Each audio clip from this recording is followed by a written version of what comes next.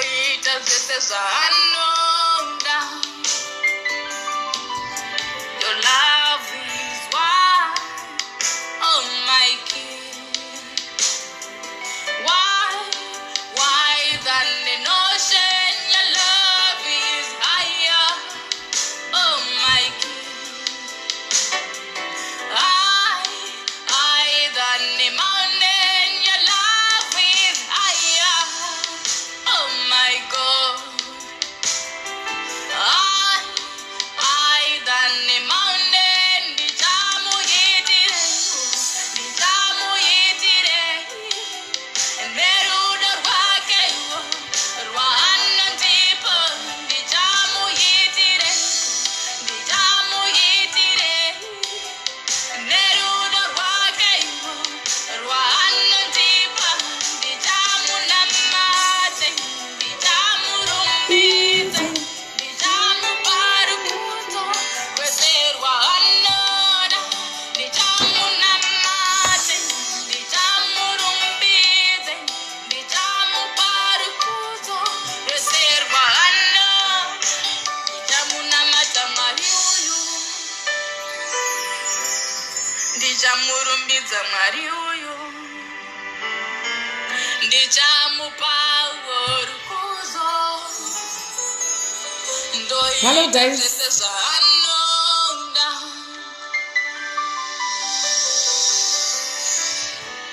Hey guys, hey guys, hey guys, hey guys, hey guys, hey guys. Dedzai vamwe mongotega vamwe ingotegaiwo vamwe ingotegai vamwe ingotegai vamwe ingotegai vamwe chingotegai vamwe tikurumidze kufamba nebhora guys.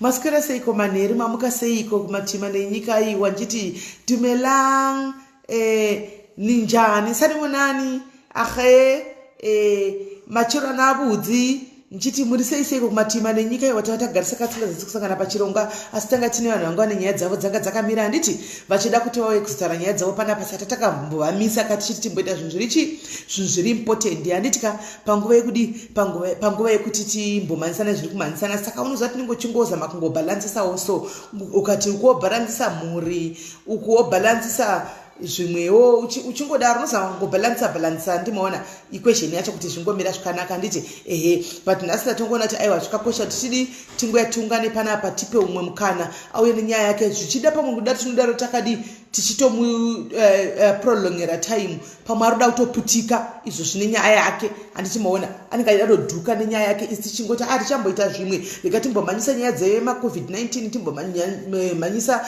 nyaya dzedzimwe dzakadai so ofila kuti aiwa ini pamwe muri kundiignowa handitika saka tati aiwa regai nhasi tiuye naye pano tiuye navo vachingoya izvozvi guys gai nditokudzai kuri kutonhora guys izvozvi kuri kutonhora nandakatopinda mumachira izvozvi vanhu nhasi hamunaka mukuva kuti munomba hamuna kana noizi munomba hamuna kana noizi vanhu vakavata kubva kuna baba vemunomba vakavata vose vana vose vameno nhasi ndavadzinga izvozvi ndavachita homwe vachiita zvevechikoro chavo vari kuita maonline school wekaya tikati ndamoitira kumoko vari kutoitira kumwe kuti tiwane kudi kugara munomu kuti titaure kuri kutonhora guys winter inenge yauya saka mondiregererawo kuya ndakapfeka gauni ita handitika nekuti ndandakatopinda mumachira chaiyo wediwe ndandakatopinda machira asi mwoyo wangu wanga uchirwadza zvakare kuti oraiti izvozvi ndakapinda mumachira ko vamwe izvozvi so oraiti vamwe vari kutaura nyaya dzekuti mari dzerendi havana saka vakadzingwa naimwe vachadii nekutochando chauya ichi mwoyo wangu wanga uchirwadzazve ndofunga kuti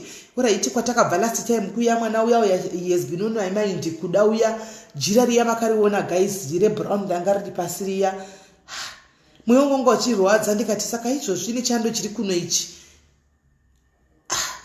vari kufuka kuri kutonhora patingazongoti aiwa regai timirire kuti kune vaviri vatatu vari kuda kutumira mari dzavo kana vakatumira mari dzavo kuti dzikliye handitika then ndigone kumanya kokusira mangwana ndichangotorawo ndikatorawo even jira imo munomba guys ndikangotorawo iro jira imo munomba umu jira richiri kuzvinzwa ndikanovapawo kasi guru vanobatsirikana handiti vanobatsirikana because muzati mwoyo wangu ndaitozvitaura even murume wangu aitozvitaura akanditi iwe mwana uya akatombenga asagesa kuti hande dzinomutora ndikati tozoita kunge tiri kumhanya kana kudino ngatimusiya ari kuna baba vake naiki ndomonga akati kuti adi kungoti tingomutora ambotamba nevamwe angoitawo lockdown ndikati zvinonetsa at least ngatingobatsira ari kumba kwaba kuna baba wake ikoko saka ndangoti kusura mangwana pandoenda kana mangwana ndoenda neblanket ndotsvaka blanket guruwo kana 2 in 1 ndonosiya ikoko hani maona at least kuti awane kudiwo mwana mudiki uya vedu awane kungofugawo awane kuwana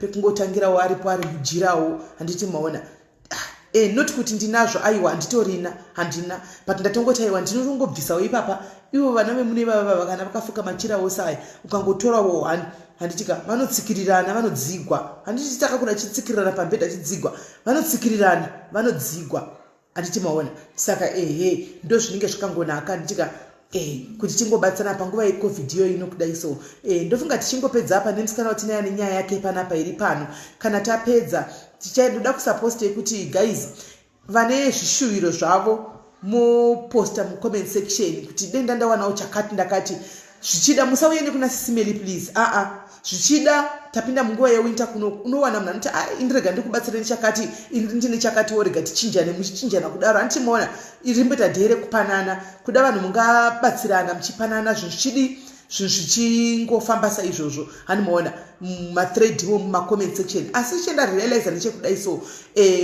vamwe futi muri kudai so ukauya pano ukatsvaga rubatsiro pano wobva pano woenda kuinbox kwaolinda futi wonotsvaga semu rubatsiro wobva kuinbox kwaolindazve woendazve kwarutendo kwaloveness unotsvagazve rubatsiro chingori munhu 1 wobva kumvengevhenge tiri kuita futi kiri covid-19 charity organization woendazve kuna baba Judy wonobatsigwa futi chingori munhu 1 vedu regai ndikuze nditi ngatirege kuita undyire handiti regai kuita undyire kana uchinge wabatsigwa nezvawabatsigwa gutsikana ipawo vamwe mukana ipawo vamwe chance rega kupoterera kwese uchiti apa wabatsigwa wobva apa woenda apa wobatsigwa because zvakuitika izvozvo takutaurirana banje takutaurirana takutaridzana manje vanhu vaya vanenge vari kumainbox saka ukamhanya chiti waenda wadai tichakubata ende kana takubata unozoexposa zvinenge zvinhu zvisina kumira zvakanaka ipaiwo vamwe mukana kuti vamwe vasinawo vaya vakwanisa kubatsirwawo usangoramba iwe uchingoti apa waenda foundation kwavhugwa ndaona jeki wadzoka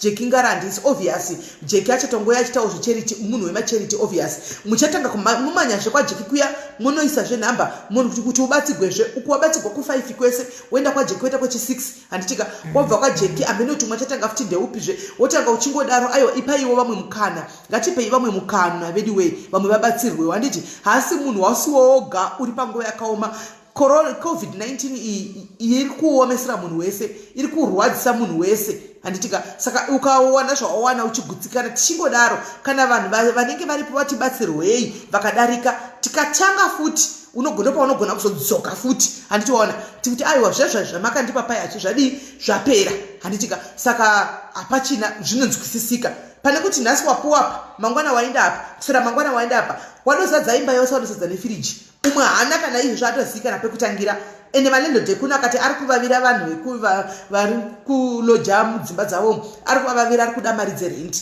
hakuna chitsotsi vari kutodzida mari dzerenti handimoona vamwe vatori nevana vana hupfu ende zvakaregai tigataudzana kuti veduwe madzimai vazhinji vari kuuya kuinbox kwangu vane manapukeni vane vana vari kuti madhaipa please nguva yatiri inoyika iyi haisi nguva yekuti muna chinhu chinonzi dhaipa iluxury kuti uti ndoda mapambers it's a luxury thing handitika unogona kuti mukadzi akangwara unotora kana even t-shirt yakudhara usingasadiya handitika woprepare manepis aunogona kuti unogadzirira uchipfekedza mwana uri pamba uchiwacha uchipfekedza mwana uri pamba uchiwacha chakakosha panguva ino kuti uwane sipo yekuwachira mwana handiti nekuwana hupfu hwekuti ubikire vana ivo vechikafu handika zvino ukazoti dhaipa iwo madhaipa ekuno South Africa imi muri kunyatsozviziva guys madhaipa ekuno South Africa guys packet remadhaipa roga riri kuita 200 and something handimaona pasina hupfu pasina mafuta saka iwe ungobatsigwa uri woga vamwe havachabatsigwe aiwa please mukadzi akangwara nguva yatiri inoi haisi nguva yamadhaipa handiti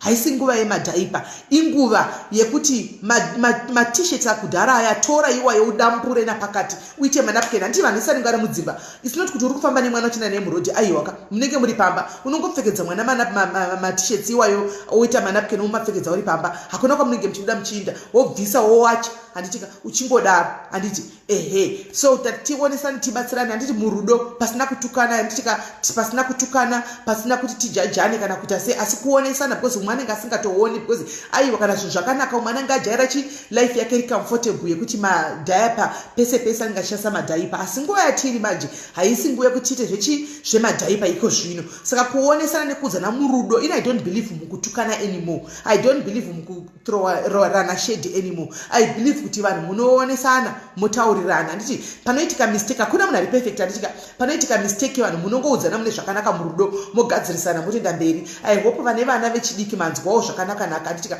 panyaya yemadhaipa apa torai matishets akudhara hembe dzakare dziya mukadzi akangwara gadzirani even anikona kuti even mafase mask aya akuita nezvimucheka because emumafamasi atingamakwanisi guys riri kuita 65 rand riri 1 apa unenge uchinzi kana warishandisa ubva warirasa handimaona saka unotenga mangani hazvibudi saka akatokusonwa iwaye zvimucheka zviya wotongodai so kana wabva kwawabva woya uri wacho wonika wopfeka futi kana wobuda handika the same applies nemanepizi iwaya ngatidzidzisei vana zvese hakuna munhu aiziva kuti covid-19 ichauya saka its best kuti tidzidzise even vana zvese handimaona kuti vangojaira kuti ndo zvinenge zvichingovepo handimaona kuitira kuti mwana even mangwana you never know unogona kufuma usipo iwe upenyu hausi hwedu ndewamwari mwana unogara life inenge yatochinjaka otonogara nevamwe vanhu handimaona anokurumidza kuadjusta handimaona but tikangojaira vana vedu kungowapa magolden spoon iwayaya zvinogona kutinetsei handimaona in the near future kungoonesanawo tichidarikitsana handitika padingikira pakudarika pamadhaipa nyaya yemadhaipa apa especially matishetsana baba ayaya avanenge vachionerigwa navo vachienda kumasolas iwayo dambura iwayo madzimai torai mudambure iwayo akanakanaka iwaya mudambure mupfekedze vana anenge ari sumuti ayaya ndoamune kune kuzopfekedzawo zvose mwana tisheti rakati rakaomarara rekuti mwana anobva asara inonzi rashi kumasure uku aiwa inenge riri software rekuti mwana anoita comfortable ari pamba zvake achitenderera achitamba achidaro handitika right so ndozvanangoti chidi hanzi I'm selling my diapers at cheap price tandi unogona kutengesa madhaipa at cheap price but now unogona here kuzoma kana ivo vari kutoti titenge tipe iwo madhaipa kureva kuti havana mari yekutenga vari kutoda kutopiwa kutokontributirwa madhaipa saka isusu mari yacho yemadhaipa ndo yatisina nevari kukontributa hapana tiri kutokontributa mari yekuti munhu akwanise kuwana mafuta nehupfu ndo zvinhu zvakakosha nebhinzi handiti maona kana fish dzekuti munhu adye saka ukatengesa madhaipa ako kune vane mari dzavo aiwa vanouya ukatengesa handitika asi vasina vai vari kuda kubatsirwa panguva inoi handifungi kuti vangauya vachiti vanoda kutenga madhaipa kwauri nokuti mari yacho hapatorina tiri kuita zvakutongororama nekujegana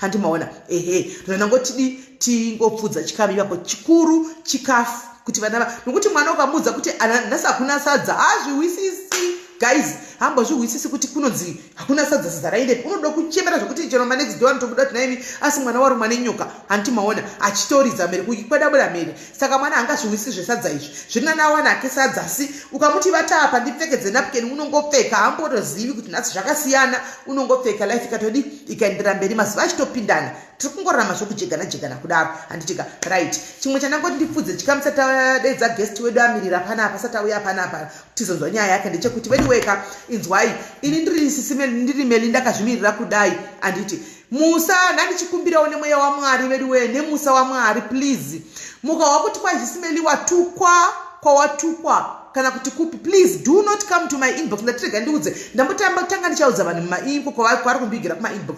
musandiudze please handidi kuzvihwa ndozviziva kuti ndinototukwa ndozviziva kuti kune umwe munhu akangogarira kutuka saka mukandiudza inini muchida kuti watukwa kuri kutukwa mbozvona riri kutukwa kana nhingi anozodai anopenga anodai saka muchida kuti ndiexpedo ndipindure kuti chii ipapo dai ndoda kubvunzawo regai nditukwe kwamunenge maona ndichitukwa ikoko chingoonai muteerere musiye ikoko handitika ndofunga achipedza kutuka paya aiwa bank account yavo inenge yatonuna handichiropafadza kwaari rinenge ratouya times 10 kuti aiwa wagona iwe watuka vanhu, watuka Melly, saka ropafadzo rako iro zigomborero ndakukupa. Handimaona hapachatisina kuudzwa isu, hapachatisina kutukwa isu, takatukwa chikaindi chese, takaudzwa mashoko ese. Zvichativhundutsa here kuti kwanzi izvo tingaikwa ndataugwa kana ndatukwa nandadii. Handitika ini chane isingadi kuti there is a reason why ndisingatopinduri kana kuona sometimes is because ndinenge ndakatobloka vanhu ivavo. Handitika ndakatomubloka ndakatomblokera for a reason kuti andidi kuona zvanotaura because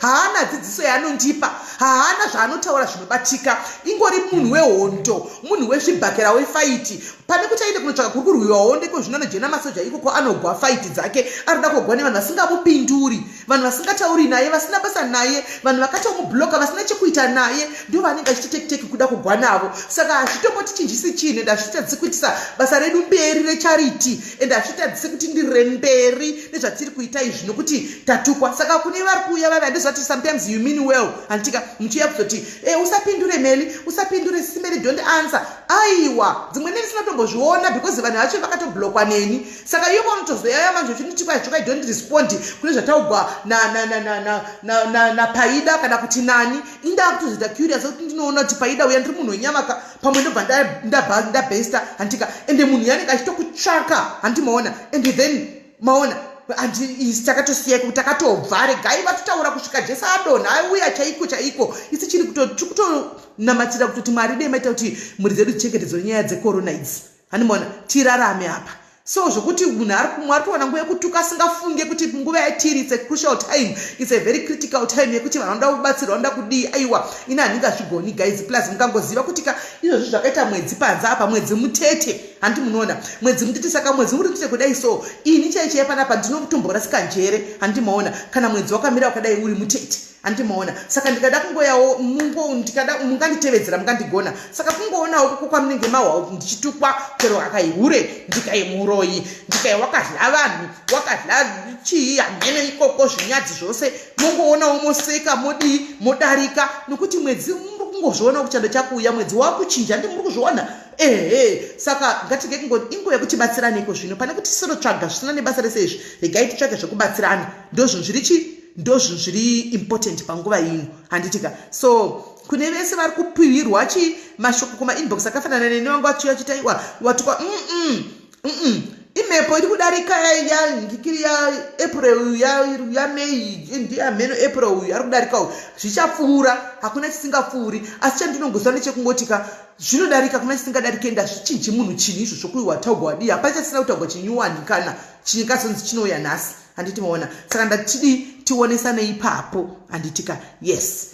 So guys regai tidedze guest yedu yanhasi, tinzwe guest yedu yanhasi kuti inoti kudii, nyaya yake yakamira sei. Handiti chaita kuti asvike panapa chii, anguramirira zvake, tinzwe kuti zviri kufamba sei.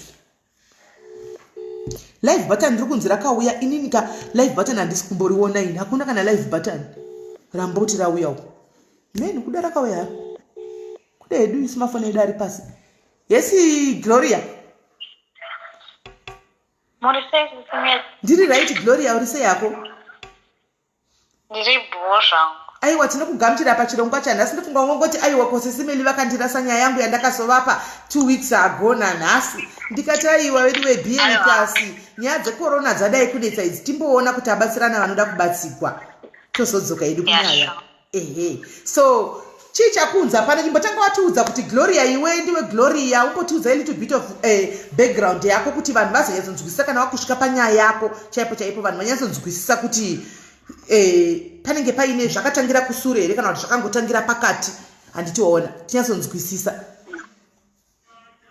Okay, inini ndoitwa Gloria.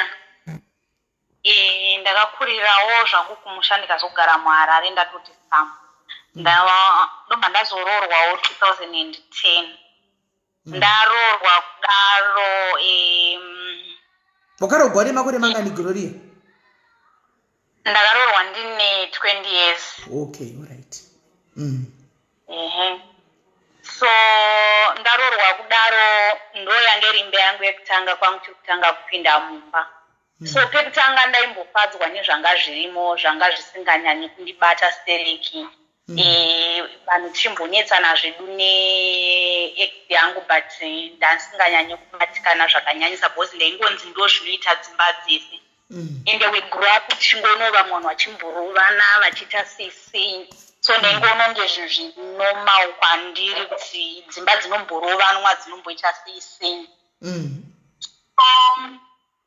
ndomba ndaita mwana wangu 2010 first born yangu ndaita mwana wangu 2010 ndo pandakaona kutanga kushanduka kweex yangu kushanduka kuti ndanda kuexperience kuti murume harari mumba uri kuti iko zvinezvi munhu yatove ex yako he is my ex now. Okay, all right.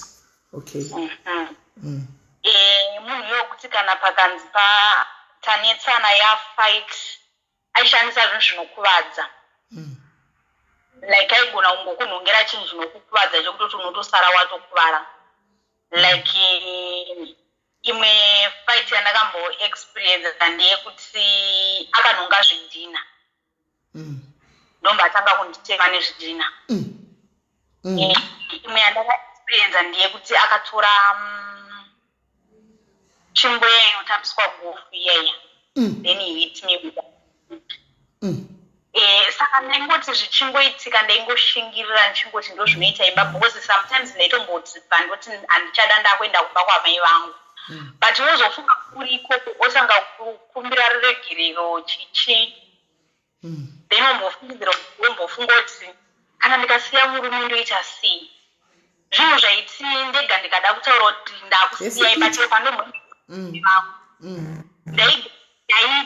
ndaitya kuti kana ndikamusiya ndoita sei pari zvino ndiye ari kuprovida kana ini ndikamusiya ndoita sei saka ndaitya each and every time kuti nditi handichada murume zvachose even amai vangu dzimwe dzenguva vaitombosvika pakuti hauna chikochaenda chigara zvachose but ndaitya kuti ndikaramba murume ndoita sei life yangu inozoita sei vanhu vanonditi chii mucommunity chichi so ndakamba ndati 2012 ndakakasimidza kuzvara kuti ndobva ndaita mwana wechitu mukurohwa imomo nezvidhina imomo nemagolfstick imomo mukabva wapa mhamwe mwana ipapo angatobva kuyozonditora kumba iri sori achitonditi sori chichi saka sekuti ndakamboenda kumba ndisinganwe mapirizi pandakazodzoka kumba kwangu inini ndakamba ndasingotanga kurara nemurume ndobva ndatobatire nhumbi yechitu saka mamune excitement zvimene mwanani mama mugarisa mamuenda mumba kwenyu here saka lulalola mama atoifungosva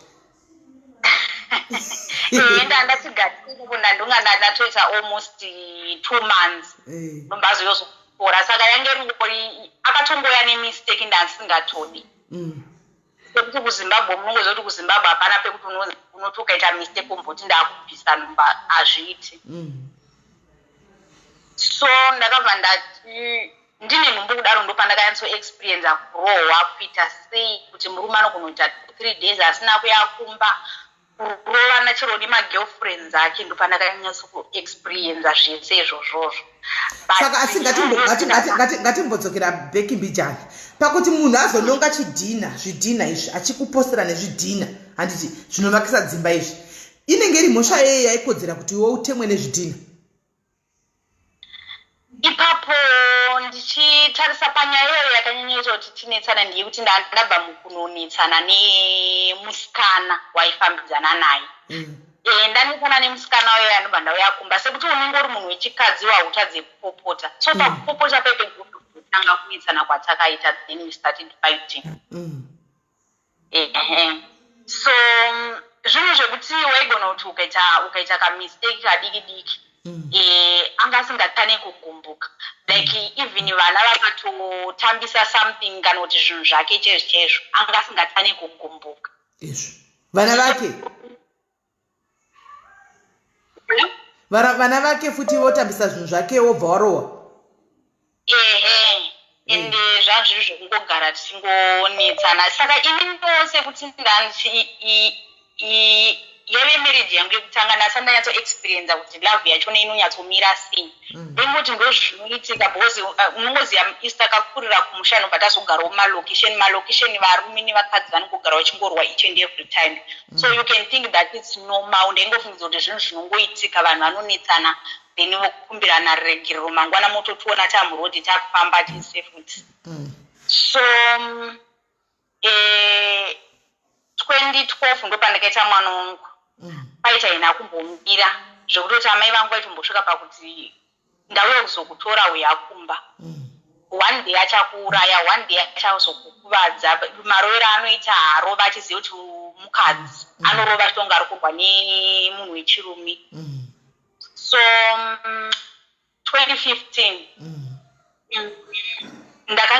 akanga asisinganyatsouya kumba sekuti murume anopinda mba everyday ende munhu uyo yanga kuda kuti nini ndigamuchire kuti ane mumwe mukadzi somewhere but as for me munongoziva kuti tese tiri vakadzi anga atokuudza here kuti ndine mumwe mukadzi wandinaye somewhere aiwa anga asina kunudza but ndakatozvibata ndikatomboenda ndikatombonoonetsana nemukadzi wachona naiye wese but akazongodzoka nomba akumbira regerero pakukumbira regerero pepe mungozopanikwa pekuti unonga wakagumbuka but uchiti handichada munhu but nemwoyo wekuti pane kamwoyo kari mukati kanongokuudza kuti handikwanise kumuvha out ndichimusiya kana kuti ndisire someone murume wangu hazviiti I have to stay ndinogarira vana vangu ndinogara chindo zvandaingoita weni ndaitongoshingiswa nevamwe vanhu vechikuru vaivai varume vese vanohura achasvika pakuneta kama shingirira gara chindo zvandaitongoita izvozvozvo so 2015 takamba tanetsana paipaya yange iri nyaya diki yange isingadei kana kutomboti tisvike pakurovana kana kuita sei so taramba tichinetsana pepe ndakamba ndaudza hama dzake kuudza kwandakaita hama dzake ndaitongoda kuti vazive kuti ndiri kufila sei so ndakadedza muningi wachitona nemukoma wachona nobva ndavaunganidza vese ndikati ini ndaneta ndinorohwa ndichirohwa pamwana ndinoshungurudzwa kufamba panapa munhu anotobuda uchitoona kuti munhu abuda achienda kuvakadzi vake ende that time anga asisingachengete mhuri zvakanaka so ndakabva ndati kana zvakungodaro ngaangotakura aende kunogara ikoko kumukadzi wake ini naandisiye zvangu ndichengete vana vangu so paakada kuzouya zvezvekuti murume auyawo nobva atosvika nombarara auda kutoita bonde nei ndikatoita stonyeni lula but zvanga zviri zvekuti ndakange ndakangogumbuka zvanzisiri zvesiriasi zvekuti ndikataura kuti aiwa handisi kudaro ndandakatongogumbuka kuti wai ari kundishungurudza like this haasi kuona kurwadziwa kwandikuita here so ndakamba ndamurambira for that time ndamurambira pepe ndobva aenda saka aenda pepe yakamba achitora musoro zvekuti vakumboke vangu kutaura kuti wanyanya kushungurudza mukadzi vamwe vangori kusaidhi kwangu vamwe airememba mukumoka anga atori kusaidhi kwangu nemunin'ina wachona vamwe wana baba munin'ina aitaura kuti zvine basa remurume anoroora vakadzi vaanoda this and this ana sekuru vedu vangu vano vakadzi 33 but anoroora kanenzira yakanaka zve haaroori kane kurova mukadzi nezvidhina nemagofu stick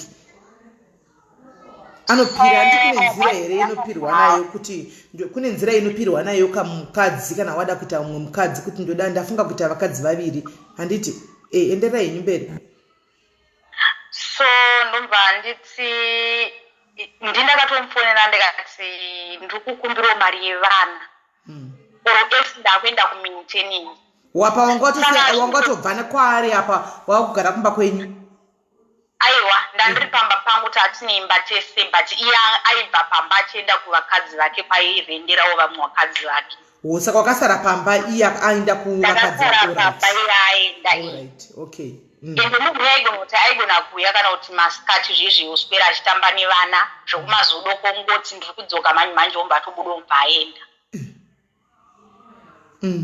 so ndomva ndazomuti ndakuenda kumaintenance ndopa akambauya nobva atigarisa futi pasi nehama dzake tinobva vataura paipai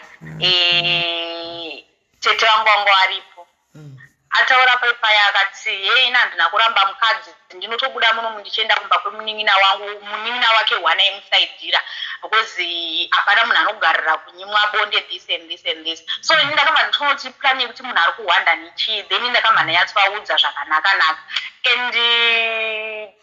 kuna na 2011 munhu uyo akarwara sick yepabonde then ndakamba ndavaudza zvese vakambototi iwe chigarisane zvakanaka motiudza zvamunenge mafunga kuda kuita saka iye manje anga ari munhu wekuti aigonoteerera otopindura zvakanaka kana pane vanhu kana pasina vanhu chete chero kwada kumubvunza chinhu anenge achikudzawo nezvakati kupindura zvaanoda so one day akambazouya mazodoka aya enobva tatanga kunetsana kune sitana kwataita ndezvekuti akauya nobva asikusiya grosari ndikati saka in other words Gloria utaura kuti iwe wanga watojaira kuti murume akutogara kumagirlfriends zvatove normal, it was a normal thing kwauri kuti akutogara magirlfriends panenge awira ndipapo kana makangorova nawo ndiko koenda wanga watotaka kujaira so kuti hauchabvunzi kana kuchafona kuti baba muri kupi muri kuya here kana kuti chii akatoinda watojaira kuti haachadzoki atori kune mumwe mukadzi. So that time it was only for 2 months yandakangenda kudzwa nevamwe vanhu kuti chimbomusiya because dimbo yauri kumutera because ndaitera zveshuwa Sis Melly ndotosikonoka pamba pevanhu ndototi ndayozotora murume wangu but panguva iyoyo manje vanhu vanga vakundudza kuti wanyanya kurovana nevanhu kunetsana nevanhu because vanhu vese vanga vangofungidzira unozoti panoitika noise vakaona unenge uri pakati pachona uchinetsana nevanhu vanenge vangoona iwe ndori problem even usiri ndizvozvo so vanhu vangongoti wewe kutera kwori kumuita ndosaka ari kuita manyawi tichimbomusiya so ipapo ndakambomusiya zvezve zvekuti inini ndaiti kana ndisinaye ndinonyatsonzwa kuti ndinofila kuti pane chenjisipo pandiri ende kuti ndimusiye ndaitya ndaitotya kuti ndotangira pape upenyu hwangu unozoita sei saka iyewo ndaifungidzira kuti pamwe pandichati nani ndichada achafila the same because unoziva kuti pamunopiwa maadvise nemunhu anenge achitaura kuti ukamuratidza kuti haumude ndoti azodzoka bheki kwauri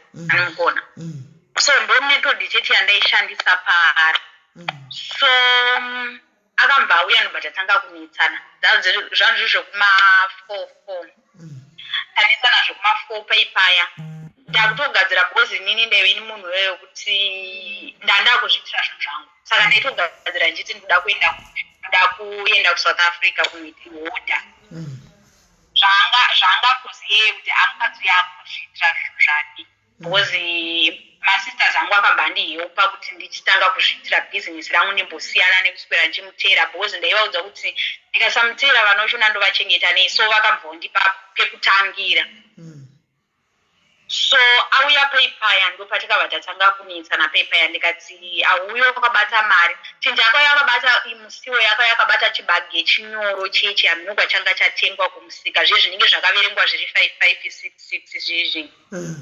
ndochibage chaakauya akabata mumaoko ichochocho then ndopandakatanga kunetsana naye pepe ndikati kana tikati grosari izvi hazviverengwe pagrosari izvi saka pakunetsana paipaya ini ndatopedza ndatogadzirira ndichitoti kana iye akubuda anozonditora unondisiya kwandiroda kuenda unotorera mabhazi angu ndichienda iwo nemurume wako ima makasiyana nemakore mangani?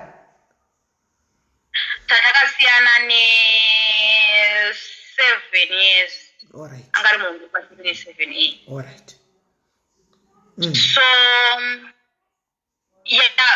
angari munhu kwatiri but airakidza munongoziva varume havanyanye kuchembereswa akadzi tingatochembereyo vasati vachembera because airakidza kuti achiri kuzvinzwa ende munhu iwe kutoti kana akamira pa munhu anosingotanga kumusarudza kuti ndoda hangu uyu animazvona ndomba tatanga kunetsana pepe kunetsana kwatakaita saka kwangu magetsi ndaibika neprama stove saka ndaiti kuti gendise ndingobika nyama ndise mulunch box because handisida kutenga chikafu murodi so ndairosta chicken imamune mafuta chete mupani ndichitorosta chicken saka tichinetsana kudaro akamba aita futi zvake zvezve zvekushandisa something chinokuvadza nomba andirova nacho for that time ndakatomboda kumudzorera animugona tichitodzorerana ndakatobatawo ndakagara paipai ndopaakabva paramastove yanobandidira naye.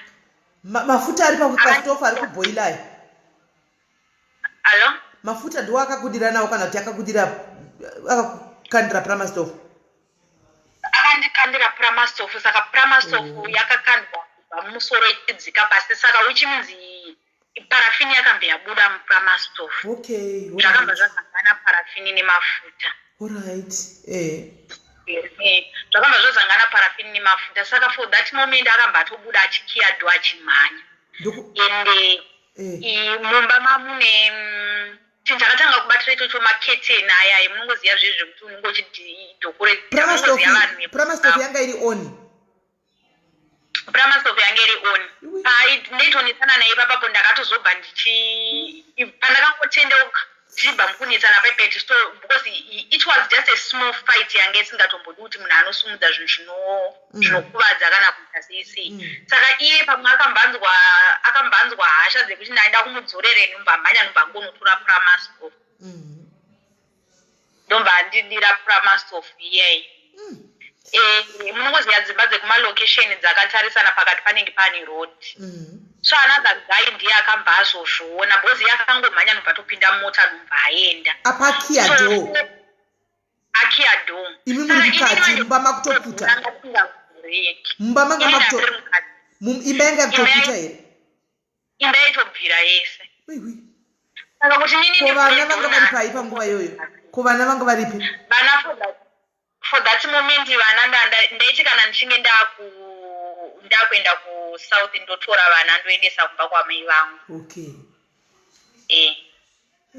Saka ipapo paitofanira kuya someone mwana wesister yangu aifanira kuzorara futi kumba kwangu nini akachengeta imba. Saka mukomana uyu ndiye akazviona akaona utsi huchibuda mumba. Because iwe kutaura kwake achiudza vanhu anoti utsi hwanga huri black huchibuda mumba. Saka ndakamba ndanotisa ndikuona kwandakaita murume uyu achikasimidza kumhanya kupinda mota nekutiza. So ndiri mukati momomo ndinononge utsi ndo hwakanyanya kundiafecta nomubva ndanga ndisina hope yekuti ndinokwanisa kuvhura door. Because ndakatomborizama kurivhura nobva raramba kuvhurika. Saka ndakange ndangoti amino zvazvaita ndakangomira panapa. So pandakazenge ndanyanya kukachidzwa neutsi ndakamba ndakolapsa but mukomana uyu ndiye akambamhanya nomboyozovhura door. Akavhura door ndanga ndatokuvara zvangu. Ende zvimwe zvinhu zvizhinji hapana zvishoma zvakabuda zvizhinji zvakatsvira mumba imomo. Zvishoma ndo zvakabuda. Kuzoendakunana kubedroom uko ndoko vakakasimidza kudzimura moto usati wasvika kweseko. Ndobva ndakuzviwa nomba ndabuda panze. Ndabuda panze pamba nemota yange iri pakona. Handizive muridzi wemota but aidhiraivha imomo ndo mapurisa aya munoti chii maneighborhood ayai. That's the only guy wandakaona aidhiraivha mota ndiye akangoti regai ndimhanye zvangu nawe inini kukiriniki. Then one of my friend akabva auya nobva atotanga kufonera amai vangu nemunin'ina wamai vangu. Foni amai vangu yainge isingete yemunin'ina wamai vangu ndo yakapinda. Ndobva vauyawo vakauya nemadhikoni nevamwe vese vekuzayoja yekuamfiki. Then vakabva vauya nobva vatanga takatoita zvekusangana navo parodi nobva vandinamatira first. Ndobva ndazoenda kukiriniki. Ndasvika kukiriniki because ambulance yakazonditakura yakafonerwa kuti ndichimbure papolisi. Yanga yakauya ichifungidzira kuti pamwe munhu yanga isina kugadzirira semunhu atsva. Saka chenje wakangokwanisa kupa ikarongori kanenge kaplastic kekuti ndifunge bhozi maduzu aya yangawo akura akuti achiputika achibuda achiputika. Ndochinja vakangondipa nekungondisa paoxygen chete. Ndakasvika kuHarare hospital pavakatanga kumhanya nini sekuti ndandiri mupaini vakandibaya mamajekiseni aya ekuti ndizorore nimborara ayai ekuti dhiraga ayai.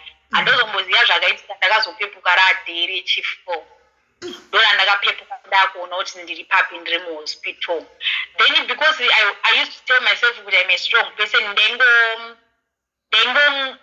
ndaizvishingisa kumuka zvekuti vanhu vazhinji vedu kana vakavhizita kuyozondiona ndaingosekerera zvezvezvi kurwadziwa zvezvezvi kuti ndasingazvibhilieve kuti munhu wandakazvarirana naye vana, munhu wandaida nemwoyo wangu wese, ndiye munhu akandibvisa kubva kuusikana.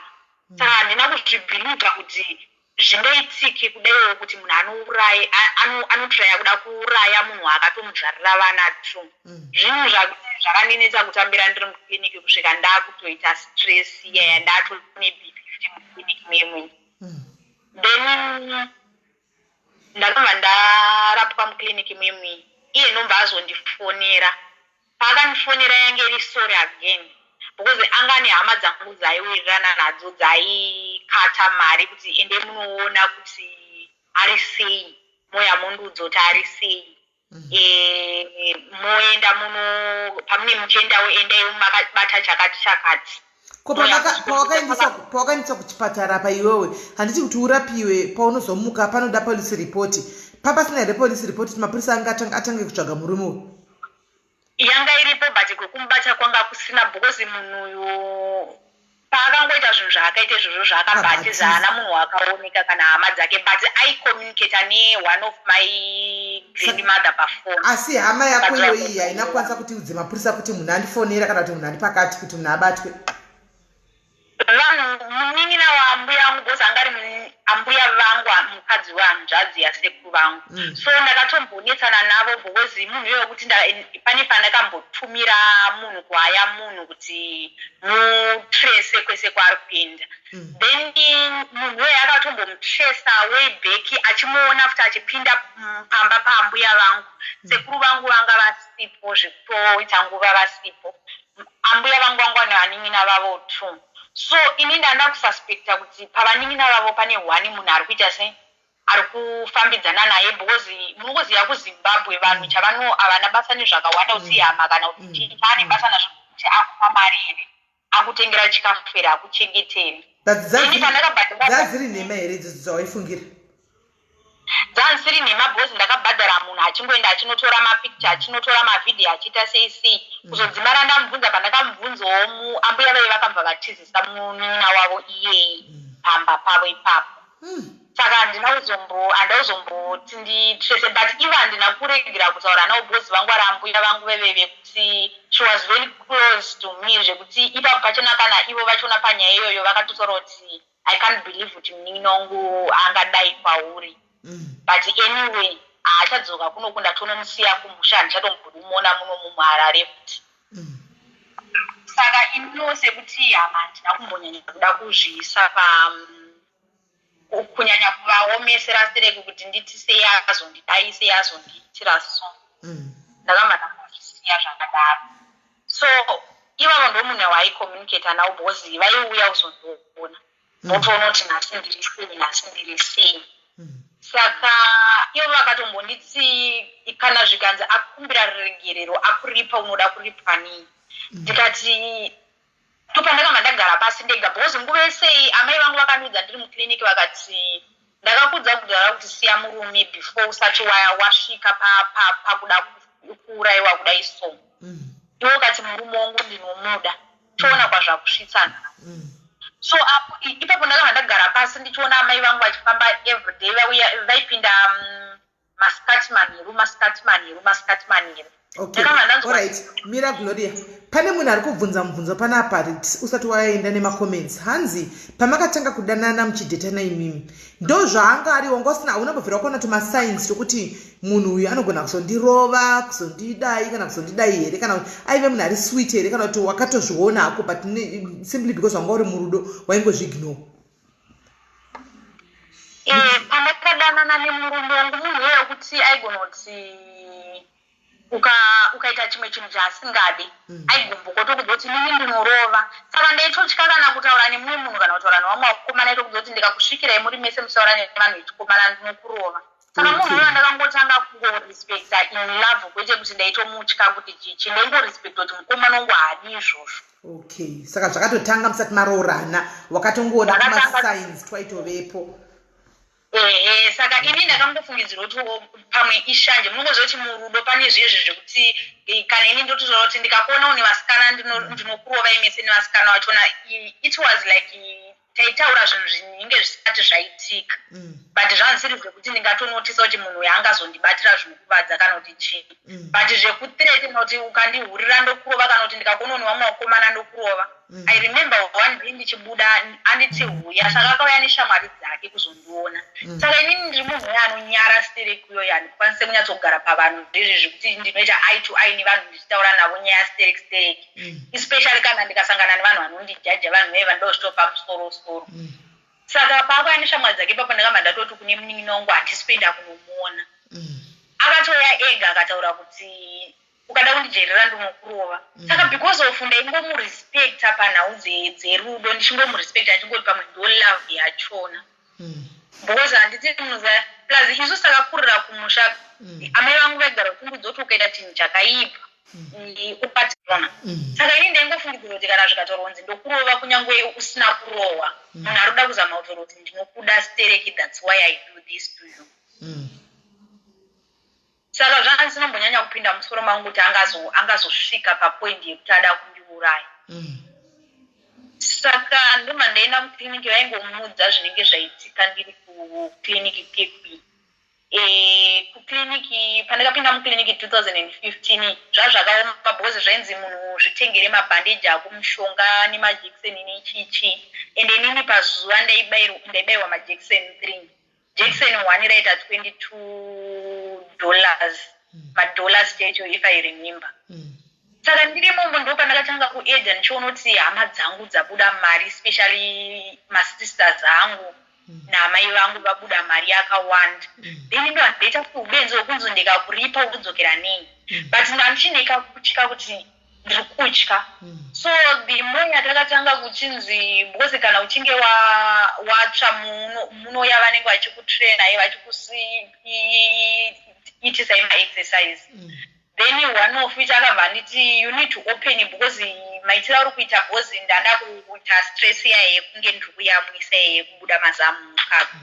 Vakambonditi panone zvaunongochifunga mumind mako taura.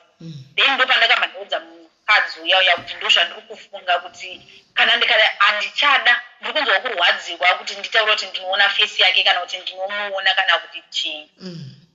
Zvikanzi naiye bepa iri randakupai mangwana ndoti pandodzoka iwe unofanira kundinyorera zvese zvinhu zvaunotya zvinhu zvaunotya the most.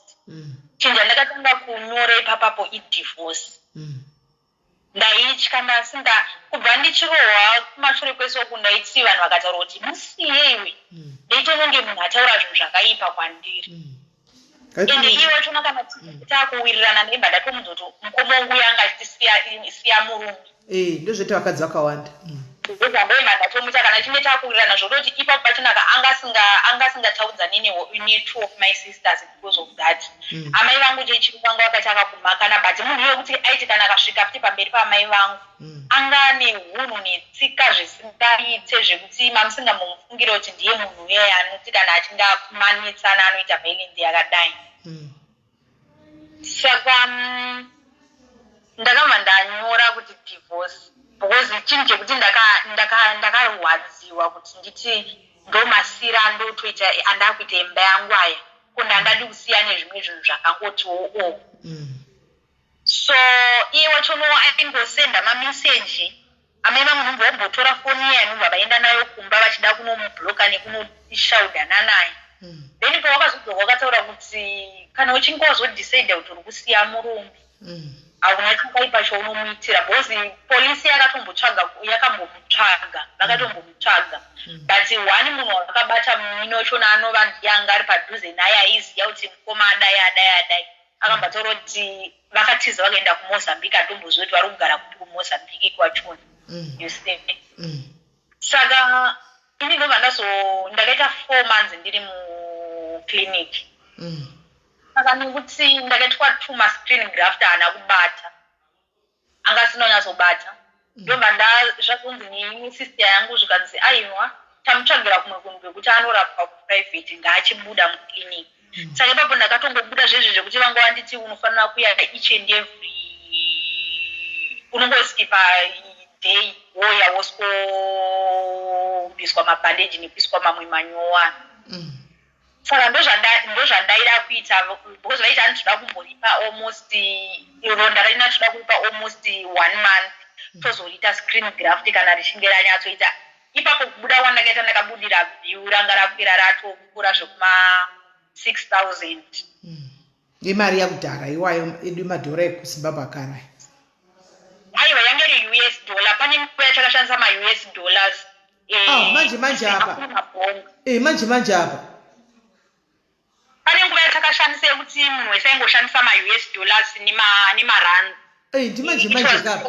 ndimanje kapa so ipapo ndakatobuda zvezvekuti vakambva vati vanoda half down then inobva ndabuda but zvimwe zvese vaitoti unotodzika pasi pane mafamasi wotonotengerwa mishonga yako ipapo kana une hamo dziri kunze kwenyika nekusouth africa ndo vanhu vaizokubatsira like inini ndakange ndine laki rekuti ndandine hamo dzaindibatsira dzekuti dzaikunotumidzira makadbox emabhandeji chichi because mabhandeji ainanga akawanda infact ndaitoshandisirwa miri wangu wese so ndobva ndazoti ndakumba ndopa zvakanzi nesister yangu haamborika ngatimutsvagire kumwe kunhu kwekuti aende anorapwa ariko ndopa ndakabva ndaendeswa kusouth ndaendeswa kusouth nobva ndatanga kurapwa ndiri ikoko ndichirapwa ndiri ikoko ndo handizive kuti ipapo inini njere dzangu ndaiti alright saka pazvadai ndozodiwa nani futi ndodiwa nani pawakaenda kusouth apa chinorapiwa apa iye murume uyu hapana pa4 months wakagara apa nekuenda kusouth murume uyu aisamboitawo any form of communication newe kana kutumira bhanana kana chikana aiita but aiita akawanda aiita naambuya vangu mukadzi wanzodzi yasekuru vangu okay kana ndiri mukliniki ndo vaaiita navo saka ivo vaizongoya sekuti ndo vada kubatsira but zvakazongobuda pekupedzisira ini ndikatovabvunzo ndikatoti kana zvakadaro its better muregiri yenyu kuya uzondiona bhozi handizii chamauya nacho kuti chakaiswa chii ndizvozvo so ndakuno kusouth africa ndopa ndakabva ndarapwa paipaya ndarapwa ndakakasimidzawo zvishuwa kurikava bhozi ndakangoitwa screen graft yangu inobva yachongobata kawani inobva yachongooma neso kune vanhu vaindiziva before ndo vanotoshamisa kuti ndozvaave uyu kuzvaanenge agadzirika wani kumeso kwacho nakutaoneka unge munhu akamboita se akambara kudaro ndopandakabva ndadzokera kumba ndopandakabva ndafonerwa nemapurisa zvichinzi kesi yako chichi hauna here idea yekuti munhu anobatika kupi titsvage munhu chichi so amai vangu vakambogara pasi vakati ndinoti undiudze chokwadi kuti uchiri kuda here murume ndo chinhu chekutanga chandakanyora pasi kuti ndiri kutya kuramba murume because ndinozodiwa nani kuzoti mulife pane vamwe vanhu vachiri kutotya zvinezvo kuti ndikarambana nemurume ndotangira papi inini ndo zvazviri munjiri mangu but nekuda kwezvandakazosangana nazvo manje ndo zvandakazongosviti ndega munhu wandiri kunyanya kurwadzisa the most ndaamai vangu nehama dzangu so it's better ndiite sacrifice yehama dzangu even kana mwoyo wangu ukati ndichazobuda kudzokera kune murume wangu but it's better ndiite sacrifice nehama dzangu so from then ndakabva ndataura kuti handichada murume handichada kana kuzogororwa zvakare I'll stay like this amai vangu voti alright saka panhau yekumapurisa ikoko nobva vati mwari ndivo vega vanoziva haungatsive chivi nechivi iye mupe homework yekuzvitongesa kuti kusei ndisina kuenda kujeri kusei ndisina kutsvagwa kuti ndisungwe saka iyewo anozomboita shungu dzekunditsvaga because kana ndiri kumba saizvezvizvi ndinenge ndakachengetedzwa like ndakabva ndapiwa ndine mapapers episode yekuti kana vakatongomuona around kana padhuze nini vanomubata vachimusunga saka iyewo from there handinozombomuona but ndezvezve kungoti ukataura nehama idzi dzichiri kuwirirana naye dzichiri kuenda kunodya mundiro naye ndodzinongokudza kuti anga ari kwakati but as for me handina kumbomuona saka zvinhu zvekuti even nanhasi ndichinayo fear iyeyo ndichinayo because dzimwe dzenguva ndotombofunga kurwadziwa kwandaita ndiri mukliniki paipai ndito zvonondega zvanga zvisiri easy wanenge wakadiwa siya ndasiya mumarriage from 2015 kubva zvakangoitika nyaya yakaitika muna 2015 handinozombodzokera kupi kumba kwangu chaiku chekwandozombodzokera ndakangosiya zvakadaro okay saka iwewe alright saka uchizouya kudaro wapora iko zvine 2015 kusvikira uyakondifonera manje ndiri palive umana ndoita seiko alright wona uchizobva kumba kwako yako uchizosvika kuno kwawasvika pa 2015 kusvika panguva yatiri panhasi panapa wakagona sei kuti uite move on move on yandakaita ndeyekuti inini ndiri munhu wekuti ndakakura amai vangu vakangotidzidzisa kuzvishandira like kungoita bhizinesi rako uchizvishandira so ndasvika mumaoko memasisters angu havana kumbondiregerera vakangondiheopa kundisumudzira kubva pananga ndiri kusvika pandiri nhasi but when it comes kunhau dzemarelationship ndinoda relationship yepafoni then inogona kupera nezvandoda inini ukangopindura wedra ndisingadi kana kuninyorera zvandisingadi ndichine fear yekuita face to face nemunhu wechirume ndichitotaura naye kuti ndinokuda ndinoda kuzo ndofear yandinayo but yekuti tinotaura pafoni tigotoseka tigototaura nyaya dzerudo I'm willing but yekuti amove on yekuti ndinotaura kuti nhasi ndoda kuroorwa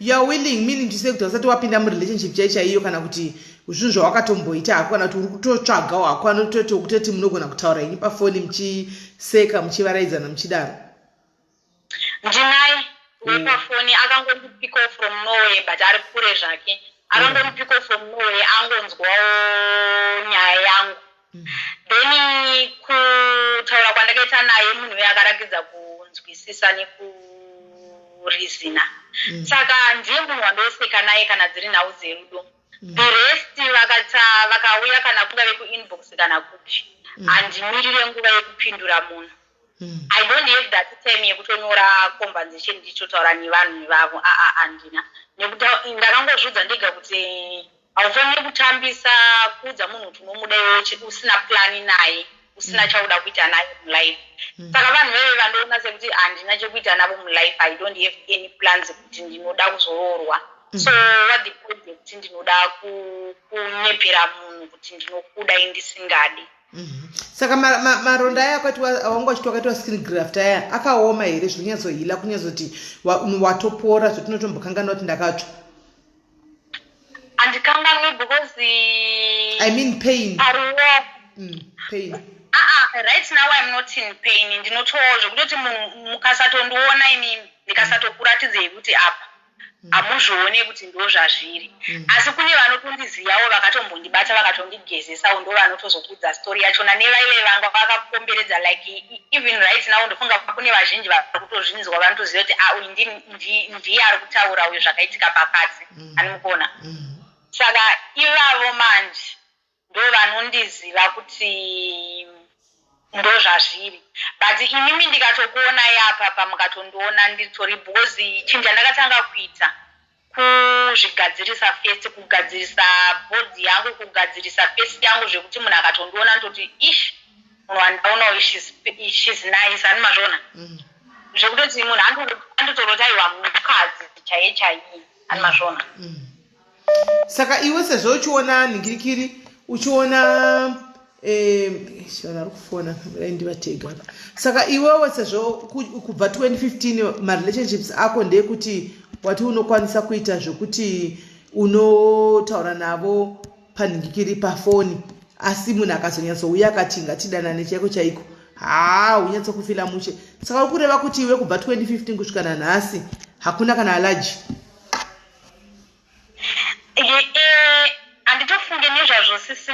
ndikatoona munhu anondireminder nezvazvo kana ari mukomana ari kundudza kuti anondida ndo zvinhu zvekufunga because chinhu cheche chekuti ndaitsikana ndichida kuita bonde nemurume wangu aita zvezvezvo rapanga asina kuwirirana nini munyatsoti nhasi tawirirana. I remember mwana wangu wechi2 akauya nemistake yekunzi sorry nhasi wanzi sorry uchingosvika kumba munhu akutotanga kuti heka anomazviona usati watombogadzikana kana kuita sei. Saka zvinhu zvezvo zvekuti mupfungwa dzangu maybe pfungwa dzangu ndo mafungira angu munhu akatongotaura neizvozvo chete ndo andatongoona unge ndo zvaari kungoda divhesi hapana chimwe chinhu chaari kuda kwandiri ndo chinhu chaari kuda chete.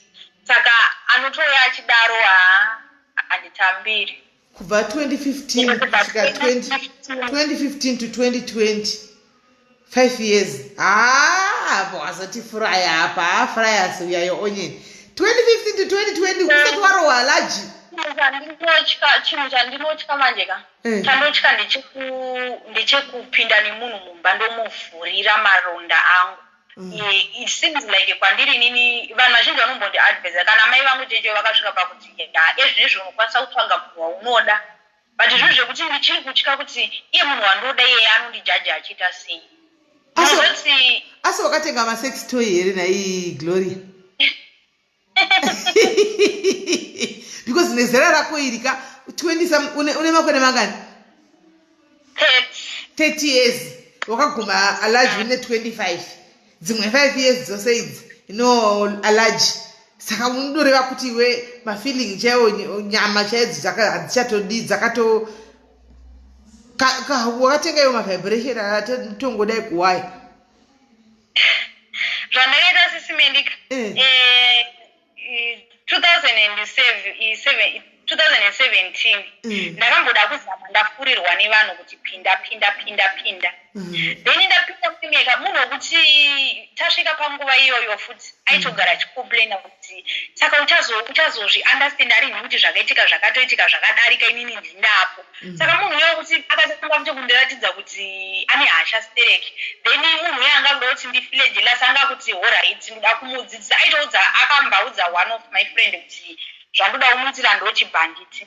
Saka munhu uyo wekuti aigona kutoti anondidedza kuti nditore pakati ndoenda kunomupika pepaya pandosvika pepaya andinga ane musikana. I remember one fight ndichitira infact andosvikoita fight ndakangomudira mvura noma ndatokuda kuti ungandidedze kuti iwo nditore iwo nemusikana waunayo kutobatana naye. Munhu uyo aiita zvinhu papublic kuti ndimuone kuti ndo zvaaita obva ataura kuti saka munhu uyo angagara achingondireminder kuti pamwe ndo zvawakasirwa nemurume because haudi zvekukwirwa pamwe ndo zvawakasiyana nemurume because haudi kudai so. Saka zvinhu zvekuti ini ndaizama kumuudza kuti chimbondipa nguva iye achiramba kundipa nguva chimbondipa nguva iye achiramba kundipa. Saka 2018 wese akapera ndichingofungidzira kuti maybe achandipa nguva ndombodzokedzana because even right now ndichiri kuenda kumacounseling tangototadzwa necorona but I remember that day andakafona ndichiti ndiri kuenda kumacounseling ndambomuinvita zvangu munhu anondikansela ari panapa. Saka zvinhu zvekuti ndaingofungiza kuti pamwe achadzoka akangobhuku achadzoka. 2019 akapera ndiri busy ndisingafunge zvese zvezvizvi but 2019 kupera mirako Gloria inangu ndamboshamisika pamakore ake 25 to iko zvinane 30 years ndangoshamisika guys kuti 5 years because ini kana 6 months chaidzo hadzingamboperi guys atidza nei pafeya 6 months chaidzo kuti gunduru pasina kuti rulalaji guys chero ivi ndachembera kudai so zvinenge zvakatiomeya hameno kuda masituation ndo anenge achizokonzeresa hamundavhunduka kuti 5 years 5 chaidzo ini vhiki chaiyo vhiki haringaperi enderera komberi Glory. Inini kwandiri kandofunga ndezvekuti kana nazvino ndichiri kutya kana akatongiti handi kuauti chekutotanga ndabvunza like shamwari yangu kuti ndotaura naye ndichiti chii ndikaonana nemaziso ndotaura nyaya dzekuti chii anomukona ndopanozongoperera zvinhu but uyo manje nekuti munhu ari kure ende munhu uyo wechikuru wekuti anotombotangirana newe kure ndiye munhu wandakatonzwisisa yeye ende ndiye munhu kuti wandakatoratidza kuti rega ndikuratidze mavanga angu in case you want to judge me you can judge me today kwete kuti wozondibhanja musi wavo uchatitanya toonana face to face. Saka because of isi munhu wekuti ndakamba ndatotora relationship yokuita serious nayo animazvona ndakamba ndatoita serious nayo zvekuti ininiwo pacho zvangu ndienda kutora kuti kana ndikamutsira zvinhu zvakaipa anofila sei because anzokaita chakanaka wazviitira ukaita chakaipa wazviitira ende mukuita imomo munhu ndokumukuzowana zvakawanda saka zviri nani ndimbomirira iye animazvona ndo zvimwe zvinhu zvinondita kuti ndikanganwe nezvazvo kuti ndoda kubuda ndoda kutsvaga someone ndoda kudidi ndikutoona usahwira wangu wakafanana nene apa anonzi maedhi uyu maedhi anyora kuti Sis Melly nindahwa izvozvo kutoti rokudhaunika peraka kunotsva mupini shuwa guys tokusiyana-siyanawo handi munona saka umwe wangu uyo bhuru wangu maedhi uyu arikutotiwa ini shuwa izvozvi mwedzi uyu watopera kutokoniwa kuti odii handimaona asi ndofunga zvodhipenda nekuti uyu sezvanga netruma yaakapinda through handimaona saka achiri kuzama kudi kungohila kubva mazviri izvozvo handitika right saka tell us Gloria iwewe raitiko zvino izvi chaungada kudzidzisa umwe vakadzi kana kuudza umwe because vatoripo vanhu right now vari musituation yakafanana neyawakapinda iyoyo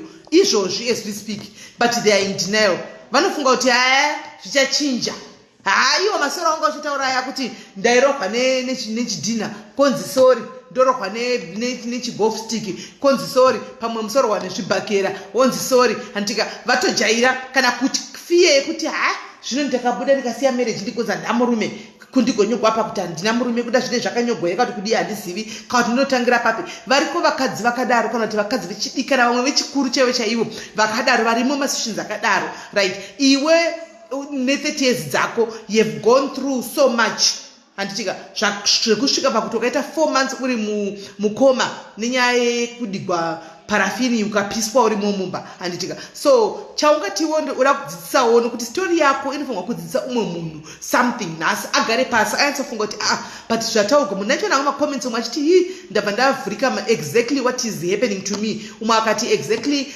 what has happened to me uyu ati what is happening to me zvinoreva kuti ndo zviri kutoitika maari so akanzwa iwewo uchitaura wakanga urimo musituation imomo nemakore nemazera enyu ayakaya anogona kubatsirika. Okay, chinhu chandoda kutanga kutaura ndechekuti pepepe kuti vanhu munenge manetsana paipai kuona munhu akabata zvinhu zvinokuvadza Sis Melly ukangotanga kurohwa nezvinhu zvinokuvadza chete don't think kuti munhu iye achachinja kuzoti anokurova kana kuti neshamu iye inoroswa mwana mudiki iyeye chimwe chinhu chaachazenge akubata chinhu chekuti anosiya akuuraya kana kutongotora banga umva akubaya umva abuda umva aenda izvozvo ndakazviona pananga ndiri kuHarare hospital because ndine vamwe vanhu vandakange ndakutaura navo kuti unoyatsonoti handisiri ndega ndine vamwe vanhu vandakatoona kuti mumwe aitaura kuti yainge wenyaya yedikidiki another lady aitaura but anga asingade kusungisa murume wake aitotaura achiti azviita nemistake it was a mistake saka ndindotaura kune wese zvakanongonoti muri kuexperience kurohwa achikudza kuti ndinokuuraya iwe gara wotongotiza wane upenyu hwako upenyu hwautengwe nemari upenyu hwakakosha zvinhu zvinorwadza zvekuti unozoiye ukabakwa nayo wafanike nini zvinhu zvekuti nanhasi wese handisati ndanyatsogadzikana kuti ndichatozopindwa mumereji yekuti haurohwi hauitwesiwi hauharaswi hanimazvona saka ukatongona murume akatongotaura izvozvozvo chete it's better utize nelife yako ukagara usina murume uri wega haufe ende haumbomhoreswa kunzi murume asina varume saka ndo zvandoda kuvaudza because zvinhu zvakaitika kwandiri zvekutoti nanhasi zvichiri kundiafecta zvakanyanyisa ende zvinhu kana zvinge zvazoitika seizvezvi zviwani mavanga pane vamwe vatopa mawheelchair nenhau dzemudzimba idzodzidzi zvazoitika pauri ndopaunenge wakutya kuti like ezvinezvi ndinozvibvunza ndega kuti saka ndozowana sei munhu asina condition yanayo ini ndacho necondition yangu yemavanga angu ayo anozona ndezvekuti ndinenge handichada kuomesera someone saka it's better ungobva usati wapindana nazvo because ezvezvi ndiri munhu wokuti kana ndikada kubvisa hembe pavanhu ndotanga kufunga mavanga angu kuti munhu achandijaja nevanga rangu randinaro anomazoona kana ukada kupinda mumba chemu nemunhu wechirume unotanga wabvunza kuti ifirst day renyu tobvoti muda kupinda mumba anokubvunza kuti zvakange zvanyatsofamba ende munozoti kuexplaina nyaya each and every day uchiexplaina kuti ndozvandakaitwa ndozvandakaitwa unoexplainira uyu angokoni but inewe wakaita seubomudzo ndozvandakaitwa zviro zvekuti iwewe wachona ugadzikani instead yekuti paipa vanofila sorry kwauri paipaya iwewe ndounongotorwadziwa the most ndounongotorwadziwa nekutotya zvakandipana nhasi ndichine kafiyekekeke kuti vanhu vanoti chi vanondijajwa vachiti chi zvoroti ini ndansiri perfect woman here kuti ndiwanewo murume ari right asingandirova asingaiti sei animazviona saka kana uchingotoona kuti murume wako anorova uchingoona kuti uri kuexperienza kana ingave mbama yekuti unosara wazvimba kumeso zvibhakira chii guys tizei neupenyu hwenyu kana ukatonzi wakati ndokuuraya zveshuwa vanouraya vanouraya zveshuwa saka garei mangotiza nelife yenyu garei mangotiza because zvinhu zvekuti ini ndakazviexperience ende kune vamwe vakatozviexperience vamwe vatona vamakuru havachakwanisa kutiudza but dziriko nyaya hope dzekunzi I remember another one pana ndokuharari hospital akanga ane mwana mucheche nomboonetsana nemurume murume nombaadira kubva pazamu kusvika zasi kuzvidya uku nombaadira mvura inopisa mukadzi nombaasvapuka akauya nemwana mucheche kukliniki then ipapo ndipo unozvibvunza kuti murume anga asingaonorwa kuti mukadzi ari kuyamwisa toni mwana unombotanga wasiya nhamo yako pasi wotanga wotarisa dzivamwe fesi wombotoona kuti zvinhu zviriko zviri kuitika saka guys be careful vanhu vakati ndokuuraya kana ngave murume chaichai ukanzwa mukadzi ataura kuti ndokuuraya uchiziva kuti mukadzi ane simba rakadarika iwewe it's better usiyane nazvo ya haiwa guys ndofunga muri kuchinzwira vamwe vakanda vatoda kufona makodzi anga atanga kutopinda guys kune vari kuti kune vanyora comments vati why are you concentrating on allergy lulalula muchitadza kuconcentrate nezvepain yake guys pano pashoka tikaona kuti kazhinji kacho ndikaona kuti nyaya iyi inoda inomutsa maronda emunhu kana kudai ndotomboita zvokuti vanhu museke ndotongotaura zvokuti museke handiti maona not to say kuti we are not feeling her pain or what but sometimes titongoita zvinhu zvokungoti vanhu vaseke sho inonakidzaona chingosika mese mubve mangoti macrying emojis mese makadaro ngatitewo kamoment kekuti vanhu anongoti bvukuseka kajoku kanongodiwa so kumborasira kajoku so handimaona mubva maseka chero naiye wacho nawo anobva handimaona kuti aseka anobva angosekawo so handiti mazviona because hatidi kuti tivhure mavanga zvokuti anobva atanga kuzochema futi panapa sterek saka mukamboti tijoku so anobva amboseka kuti aizvi okay vanhu vobva vasinakirwa handitika not to say kuti hatisi kumufungira tati mubhutsu dzake probably natonyere pana chitaura kuti handigori kupedza kana vhiki paende ichitongoita zvangu inonge ichingori maitichi sakasizimu whatever sakasiamhene ikoko chirungu chachona icho chekungoti vanhu museke handitiwaona saka ndozvatinenge tichiitira so Gloria ndoda kutenda zvikuru nekuya kwako saka uri kupedza riini session yako yemacounseling ezvinezvi manje because ndichine zvakawanda zviri kunyanya kundinetsa Sis Melly ndezvekuti chekutanga kana friend yangu cheche ndakaita friend infact ndakaita mafriends too wekutanga anombozita chakaitika kwandiri munhu wandaingoseka naye but anombobvira ndamuudza story yangu wechitu ndiye akazosvinga akati iwewe zvinhu zvakaita kuti ndipinde mukunwa doro zvakanyanyisa zvezvekuti handina nguva nevanhu nguva yangu ndeyekunwa doro ndiri ndega ndakazvavhara dhuku ndokononwa doro kubva musi wa1 kusvika musi wa30 everyday ndichingobva kubasa chete ndozvandiri saka munhu uyo akazondibvunza kuti iwe hazvisi right iwe unyatsondiudza zviri kuitika pauri chii chakaitika pauri munhu uyo kuti aiti kana akandiperekedza kukliniki futi aimira panze ndokopinda mukati mwemwe akagara pabhenji ndopinda mukati mwemwe ndotoita zvandoita tobuda tozoenda panenji notariswa bhozi ndakatopeta nguva kuti nanhasi bhozi pane rainzi rakaoma kunze but mukati richiri nyoro bhozi rakaita zvokukasimidzwa mamwe achona akaitwa screen graft akavharika kunze mukati musina unyatsooma saka iroro ndo zvaranga rakaita repadhuze pabendekete saka ndiye munhu wandakaudza ezvinezvi chinhu chinonyanya kundinetsa kuti zvinhu zvekuti unenge usina kutarisira kuti zvinoitika kwauri then womva wasangana nevanhu vanenge vachikujaja kuti akamira so zvakazodai kana munhu anotanga kuvhura kuda kuona kuti wakamboita sei chii chakambonyatsoitika then wotanga kuexplaina uchiexplaina kudaro unobva waononge vamwe vese vakarorwa nevarume vari perfect iwewe chete ndiwo wakarorwa nebhinya ane mukuzvona ndozvaunenge wakufunga kuti saka vanhu vanonditi ndakatadza choice here ndakatadza kusarudza murume here chii chakaitika ndo zvimwe zvinhu zvinondinetsa kuti nditaure nyaya yangu ndinyatsoudza vanhu kuti ndo zvakaitika kwandiri but kune vanozvizivawo vanhu veve kuti havana akavaudza but vakangozviziva vega ndisina kuvaudza stori yangu vamwe wachona dzeve shamwari dzemasisters angu vaiuya kuzondiona madhezi andaive ndiri mukliniki bcause pandakabva kuzimbabwe ndakazosvika futi kusouth ndikaadmitwa futi saka ndo vanhu vaive vekuti vanozviziva ende right now vakada kutozvitaura futi ndiri munhu yantoroti handisati ndaredi kuti ndinyatsoti ndinonyatsobuda pachena vanhu vachitonyatsoondiona ndichiti ndinini munhu wachona inini zvinhu zvezvo zvekuti nanhasi zvichiri kungondinetsa kuti vanhu vanotora vachiti chii ini ndakarorwa nebhinya vamwe vakarorwa nevarume vasvinu it seems like handina kukwanisa kunyatsoita choice yangu pandaita sarudzo yekutsvaga murume anondiroora saka ndo zvinhu zvinonyanya kundinetsa izvozvozvo saka uyu mushurugu ari ku izvozvi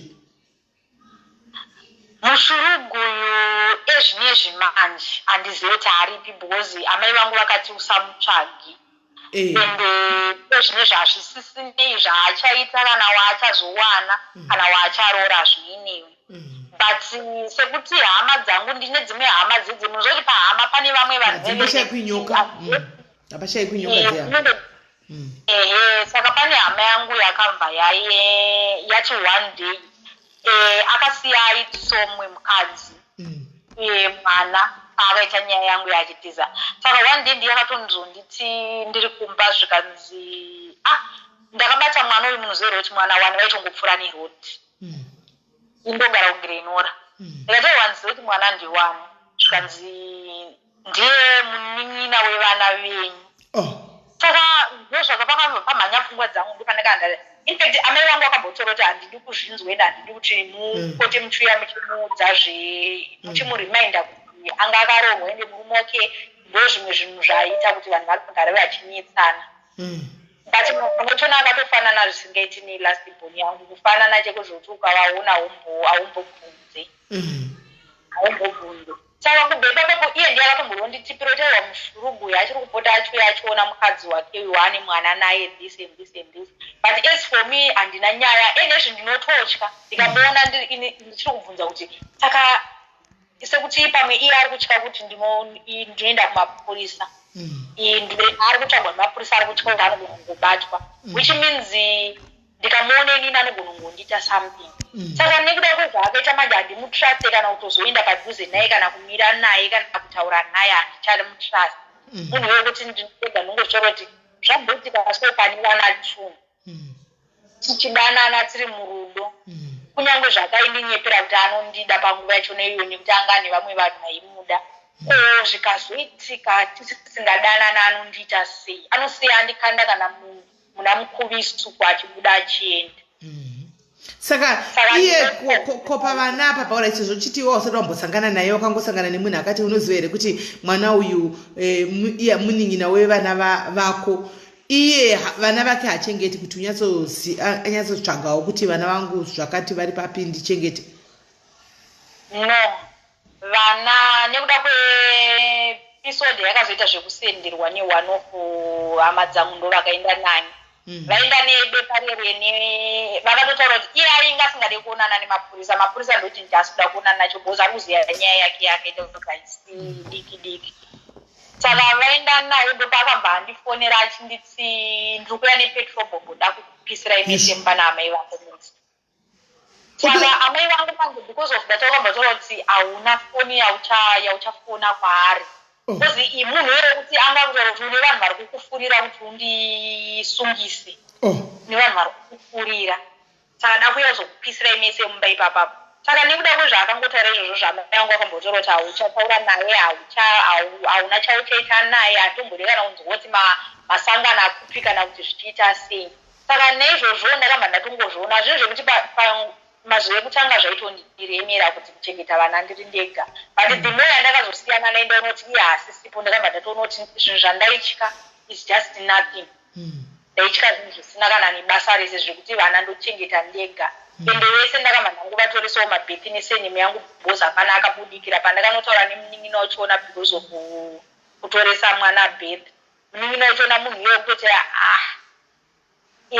akabva nditi zvinoda mukoma varipo ndichazonye ndazovafonera ndozodini vanhu vaida kuti nini naye tionane face to face akumbire riregerere. Saka because of that ndakamba ndaona kuti hazviite zvingori nani kuZimbabwe kune mutemo wekuti kana baba vemwana vasipo amene mungotoresa mwana kuti awane kuenda kuchikoro. Saka ndozvandakangoitawo ndakangotoresa vana vangu mabhethi nesenemu yangu inini ndobva ndatongosiya kuchengeta kweke kwandaitwa bhozi nguva izhinji ndaingoti kuti saka ndikarambana nemurume vanongu vanochengetwa nanini noina ndinozoita sei. Ezvinezvi ndingozonotinge zvinhu zvisina kana nebasa rese zvitori nyore zvekuti kana mukatoona vanongu munotoshamisika kuti ndo vana vasina baba vanochengeta. toda kungofara hedu nekungotenda kuti at least wakakwanisa kuchakonga dhisi mushurugwi ukapora zvakanaka uri kuinda counseling yako ende uri kugona kuenda kubasa vana vako uchizvichengetera zvakanaka hauna problem and slowly mbijana uri kukwanisa kuti uite uchikanganwa nezvemunhu uyu antiona ndo zvandida ngoti hangu big up to you my sister, ramba wakadaro, ramba wakatsika, ramba wakadzvanya because uyu mushurugwi uyu haana aigona tozokupisira imba imo zveshuwa. So kune vamwe macomments manga ashara kuti mutaure because you might save a sister pano anenge akatonyengwa nemunhu iyeye, but guys kuti ataure zita kanogona kunokandigwa petrol bomb rataugwa panapa iri handimaona kuti wakanditaura pakati kana vari murume yari pasocial media handimaona. Plus remember kana achitonzi kuno mumwe munhu wane mwana wake handiti kana munhu yeye ari pano achiri murudo iko zvino asati asangana nezvakasangana naGloria handimaona anotoenda kunotaura kuti haatozvinzwi chero dai tikatomudza kuti iwe ndozvaitwa Gloria izvi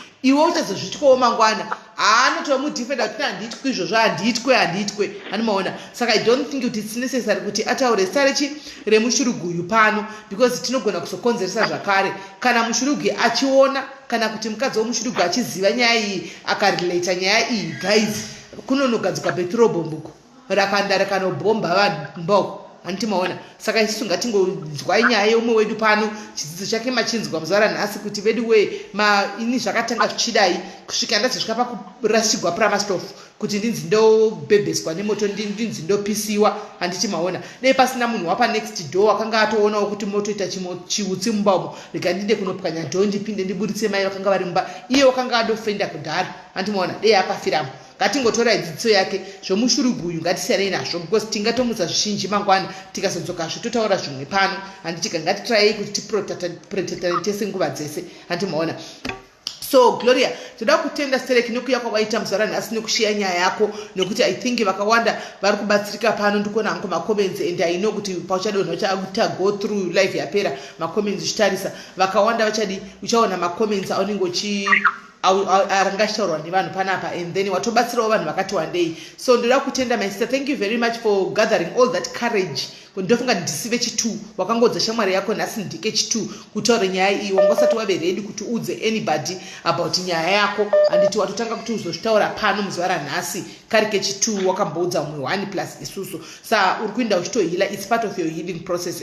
Rega tikutende chiti aiwaka mwari wakuita zvakanaka, mwari wakuchengetedza, next time kanzi you learn from your own mistakes. Chero sina pawakatadza but sometimes iko zvinhu watokura wakuziva kuti izvi muchiri kudanana uyu rega ndigare ndasiya izvi zvindakambozvitirwa izvi rega ndigare ndasiya, asi chikuru chekuti at least wauya pano ukaudzawo a fellow sister andika arimo mukati mesituation kuti uzive kuti ndakanga ndatofa guys, ndakanga ndatopiswa ndiri mukati memba mufunge nemushurugwi. Saka kana urimo ibva wangoto amene zviri kwauri choice ndeyako but tiza noupenyu hwako nguva ichiripo handitiwaona. So ndoda kutenda my sister, rega tivhurire vamwe mukana timbonzwawo kuti vamwe vari kuda kufona vakawanda vari kuda kutaura kuti chii unenge uchingoteverawo macomments kuda varida kutaura nyaya dzavo dzakafanana nedzako kana kuti varida kutenda kana varida kupa mashoko enyaradzo kana esimbiso handizivi handiti. Thank you, Sis Melly. aiwa ndinokutenda stereki ndini. Thank you very much my sister. Right, vari kuda kufona vaya iko zvino izvi nawo mungachifona henyu, vaya vanga vachifona vaya iko zvino izvi mungachifona henyu, tavhurira manje vanga vachifona vese vaya nawo mungachifona henyu. Okay, nawo mungachifona henyu vanga vachida kufona, vari kuda kufonawo papaya, maybe uri kuda kutaurawo mashoko ako uda kutaura maviri matatu pana Gloria apa, handitika kana kuti hanzi naana ngomo isusu 1100 people vari pano tinokuda Gloria, handitika that's a compliment. Thank you very much Anna, thank you, God bless you. Handiti kana varipo vamwe vari kuda kufona ava vatofona ava regaiti vanzwe. Hello caller. Hello. Yes mama, muri sei? Hello, muri sei Sis? Ndiri right kanjani? Mushe ndikuda ngokomentawo zvangu nyaya yaSis Grace. Yagloria, all right. Sis Gloria, I mean. Thank you. So you see, okay, andingati kukomenta ndinoda ndotsinhiro ngoti imi Sis Gloria ka. Okay, so because mukanzwa nyaya mukaitereresa nyaya iri kureva kuti vazorwe because of a man who was cheating and that's the main thing there. Haana kurwa nekuti murume anga asingaunzi chikafu or what, it was the man cheating. So naimi zvombonzwi imi hatina here zvetingagona kuudzana sewakadzi, because if you see 99% of the men washoma wane vanoti weda hahuri weda hadai, but if you mukaunganidza vakadzi 50 apa panosara pana 10 chaivo vanotaura kuti kwedu hakuna izvozvo kana kuti havasati vasangana nazvo. So I think we need to educate each other kuti toita sei kana tasangana nesituation yemurume anohura seri, because varume wanetsa vakomana.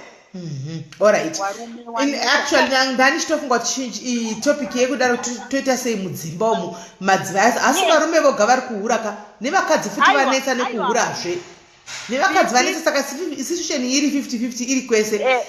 Aiwa meregedzaini vandakupindura ipapo, mukazoona munhu wechidzimai akuhura kazhinji mukangoona akutamba rege, there is a problem somewhere. Wakadzi kazhinji kuti we are very faithful, vashoma varume wangojaira medi chokwadi, but ukaona vakadzi chaiye mukadzi ari normal akuti akuhura, there is a problem yaasanganidziswa naye yaatadza ende akatosvinga atoona kuti aregai ndichitongopindawo neiyi. Otherwise vazhinji vakaita kunga Gloria vanoramba vakangodi vachinorwa kumba kwegirlfriend vodzoka voita so, you understand? So I think we need to educate each other kuti tikaona situation yakadai yevarume vanhu vasingagari vanotsvaga lula day in day out from different women, toita sei? I'm not saying the guy did well, but it's so painful say wakomana, because the main thing here was to fight for a man who's going to cheat with another woman, you understand? Which is very, very boring and painful. Saka toita sei nemachinda ari kuti hurira madzimba titini?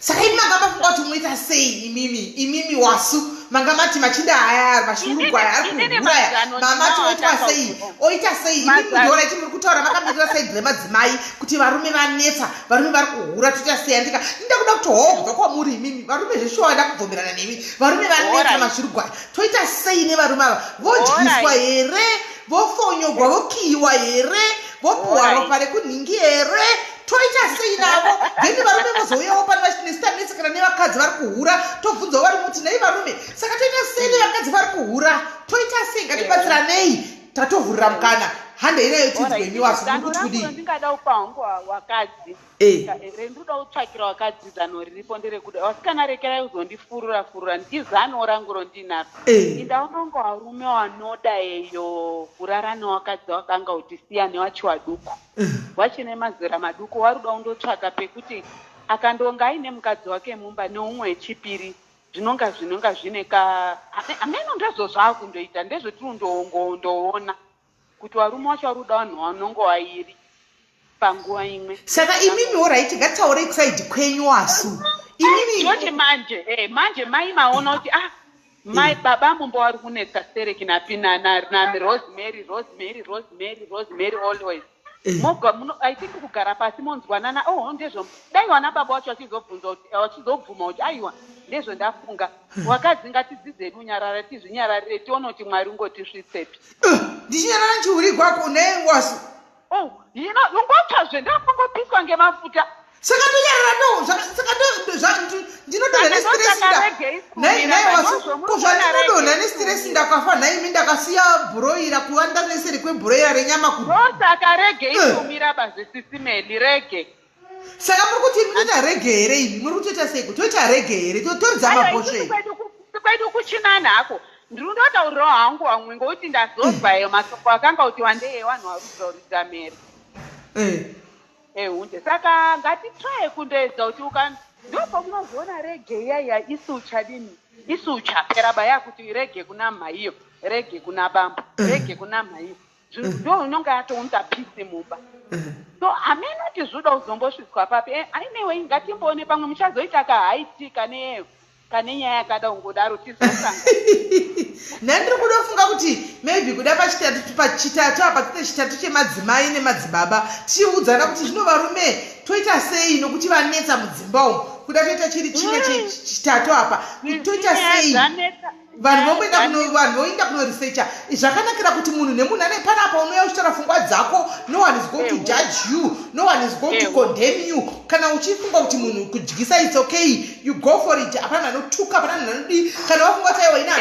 munhu wecho ngotaura zvaanofunga. Hamene kuti munoionawo semadiaries kuti nemusi wechitatu tisangane panapa tiite china chechitatu chemadzimai nemadzibaba tichionesana panapa kuti zvino zvinhu zvacho zvazviri kubvira dai so antika saka toita sei tatambudziko wakomana vanhu atupera utsvari kudumbu nekumusana toita sei vanaroreini mukundu variko vanenge vachingotora varume vacho vachingotichemedza mudzimba umu hatichazivi kuti toita sei varume vacho vanetsa izvo zvanenge achinyepa kwandiri kuti chakadai obva oenda kunaroreri oti bhebi ndoda kukukisa izvi zvindiri pano saka toita sei toda kuti tovadiko varume ava todinavo toita sei patitatupo tione tiise marisearch acho tonotingosviketa right, imi chitai research yekwenyu nechitatu wasu tokudai pano muchizotipawo zvamunenge masangana nazvo mutsvakiridzo kuti tobatsirana sei samadzimai nokuti hakuna unoigona imbai, hakuna champion yemba, hakuna tionesane kuti zvino tingaita sei kuti tione kuti dzimba tingadzimira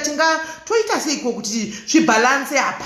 Imi wasu moita kuti tsvakiridzo dzenyu tosangana panapa nechitatu handitika tingoonana chitatu chitatu zvakanaka ya maiyo alright zvakanaka right hanzi nawasunga titei china chechitatu chamadzimai pano handiziva redu chitatu isatisi china chitatu kapano tosangana toonesana kuti tobatsirana kuti umwe nomwe ane recipe yake umwe nomwe recipe dziya dzakuzobuda zvino handimaona regai timbonzwa kola hello ndiri raiti kanjani inofara inini onye inoda kuenderana neyako Yagloria Yagloria handisi kuexplaina zvangu zvese zvakaitika but ndoda kungotsinhirawo zvinoitika because I went through that kuti uzova musituation yekuti you stay in an abusive marriage like inini I stays in 10 years zvekuti kusvika pakurambwa nefamily kuti vanenge vachiona kuti uchafa but iwo hautoboni uzotarisa kuti unozviona like right now ndazoyeuka ndatokwara or something handiti unoona kuti ndopaunowakutoona kuti saka pepa izvi shuwa zvakadai unoita ngo wakaputirwa here kana kuti rudo rine kakuzungaira especially kwatiri maladies inini zvangu ndotopeka sometimes kuti I think ndandakazungaira ini because zvinenge zvichiitika like chimwe chinhu chandikaona kune vari muabusive for now ndogona kuti tanetsana handiti everyday kana munhu uine mba yako kunetsana pano napo munoziva kuti manext door like ini ndandiri munhu ari secret zvisingatomboita kuti vanhu vakatozoshamsika what happened ndachirarama zvakadai but ndandine secret yekuti ndasingatauri kunze kweneighbor anenge achitobata kuti ndazoona pabatwa banga pazoita so handiti then chakaiita ndechekuti ndogona kutikanisa kwandarohwa ndabuda usiku ndoenda kwandinoenda kwandinopotera edha kufriend edha kumba kwesister handiti ndasvika kumba kwefriend yakuya kana kwesister ndakadzidza kuti uchisvika uchada kumudza nezvakati then even a friend yauya anogona kuenda panext door obva ati unoziva here kuti mainingi varipozve vakatorohwa nemurume wavo kana kuti ndiri kunzvimbo iri kure handiti ndinemba yangu nyaya iyi yakaita kunge zvinhu zvinonakidza yeti inina mumwe ndiri kusangana nezvakaipa handiti but zvakuta munhu vari kugara naye saka at the end of the day wafunga kuti saka inini kumba kwangu ndanga ndiri right and varume ava vanabhuza vaiva nesystem yekutizvo kana anetsana nezi anotoziva kuti isusu tine mwoyo werudo yokuda munhu kuchida munhu wako but hautombozviona kuti this person ari kundiro ini ndakatomboudzwa with my brothers kuti munhu anorara newe haakudi achikuroa haatokudi but izvozvo handaitombozviona even the day ravangu vachitaura kuti okay isusu chatiri kuda tiringoda uri mupenyu zvakunzi ivero chaiche even your brother even your mom your father havambofoka kuzotiramba murume but your choice yourself it saka zvimwe zvinhu zvekuti tinogona kutarisa inini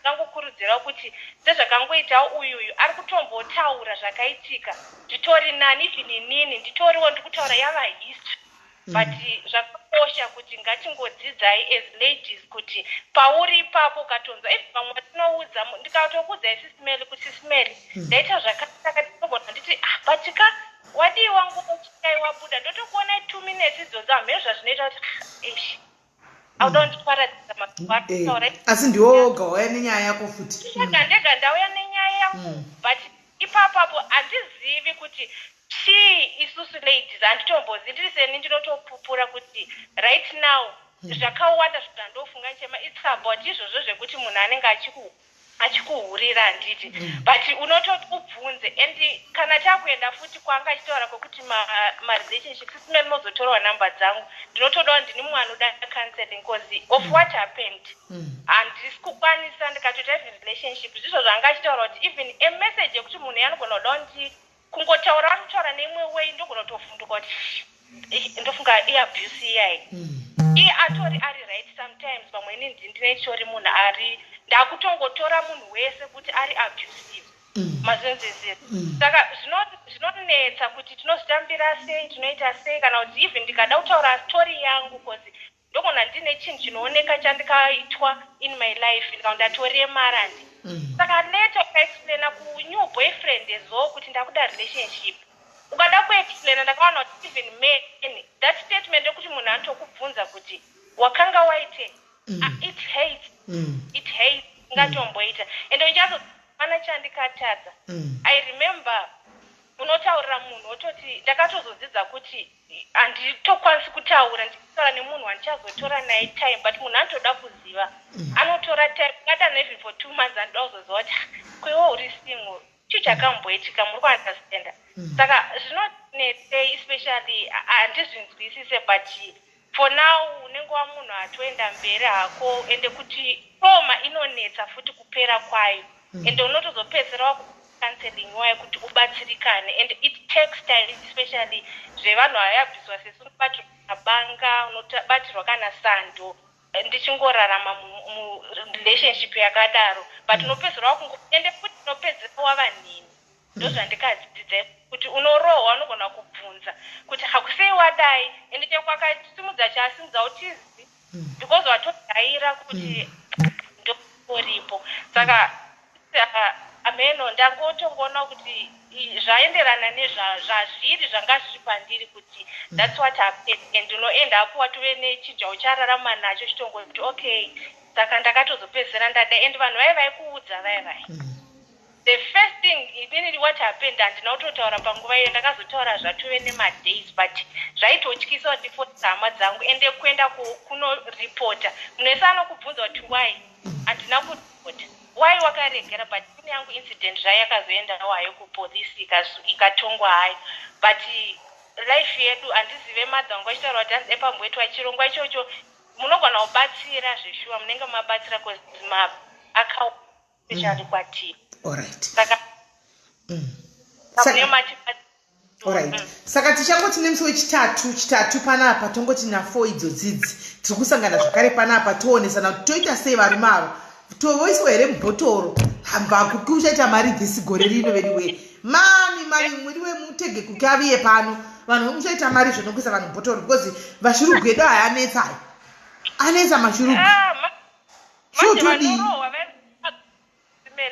amene moyo wacho iwo yatina takatopusa in fact because those men vanototora advantage about us kuti ichi chituta ende ndikachirova ndikachidzokera 2 minutes oti akati sorry Simeli, then I'll say it's okay zvatopera but at the end of the day ari kukwara ndiwo ndizvozvo saka toita zveshuwa chitonga kutibatsirawo chirongwa but vanhu vari muabusira pota hangu ndiri mumwewo kuti chiri kutotaura ndiri kurarama but ndikadai ndiri history about this abuse but ndinongotiwo ingovhunduka paunongonzwa ingokumbira moyo uyo ende machechi futi ayasimela inini munhu ainamata zingaiti but one day unogona kubvunzawo topic yako kubvunza maimufundisi vamwe vanotidzorerawo mashure ivava because ukavaudza chinhu muri muchina handi tinogona kureza point kuti anga ndimbotaura zvikuitika mudzimba ndoreza kuti maimufundisi unoitawo sei nemonyatsozva kuti ari kupinda ari kubva kwaari kubva kugirlfriend ari kunetsana naye totaura kuti ari kutobvako handiti then that man anouya achida lula iyoyi handiti simene ndoti nomuvhurira handiti zvozi unofanira kumupa ndoti ora ndofanira kumupa chete nokuti murume wangu but ndikunyatsoziva kuti this man ari kubva kwakati handiti simene saka ndongomvuronzwa maifundisi vachiti because imba inotoda kuti uite izvozvo ini naenda kundapindura maifundisi kuti zvo hamusadaire zvamusingazive because hamusati mambohurirwa mufundisi havahuri mufundisi vari kuridza mabhosvo vafundisi vari kuridza mabhosvo maifundisi vanenge vasati vazvibata chete mafundisi vari kuridza mabhosvo iwe but havafani kuudza munhu kuti zveshuwa ndinyatsozva kuti andabva kunorarana nhengesimeli ungonzi nokuti kuchechi ndofanira kungopindura munhu kuti yonofanira kutomupa ndinyatsozva kuti kurikubva tsvina hazvibatsirika machechi futi aya just pray also kuti only way yamwari pauri munhu uri one kuti kuda way yenyu ndibude muchinhu chakadaro because machechi futi anotidzosera kumashure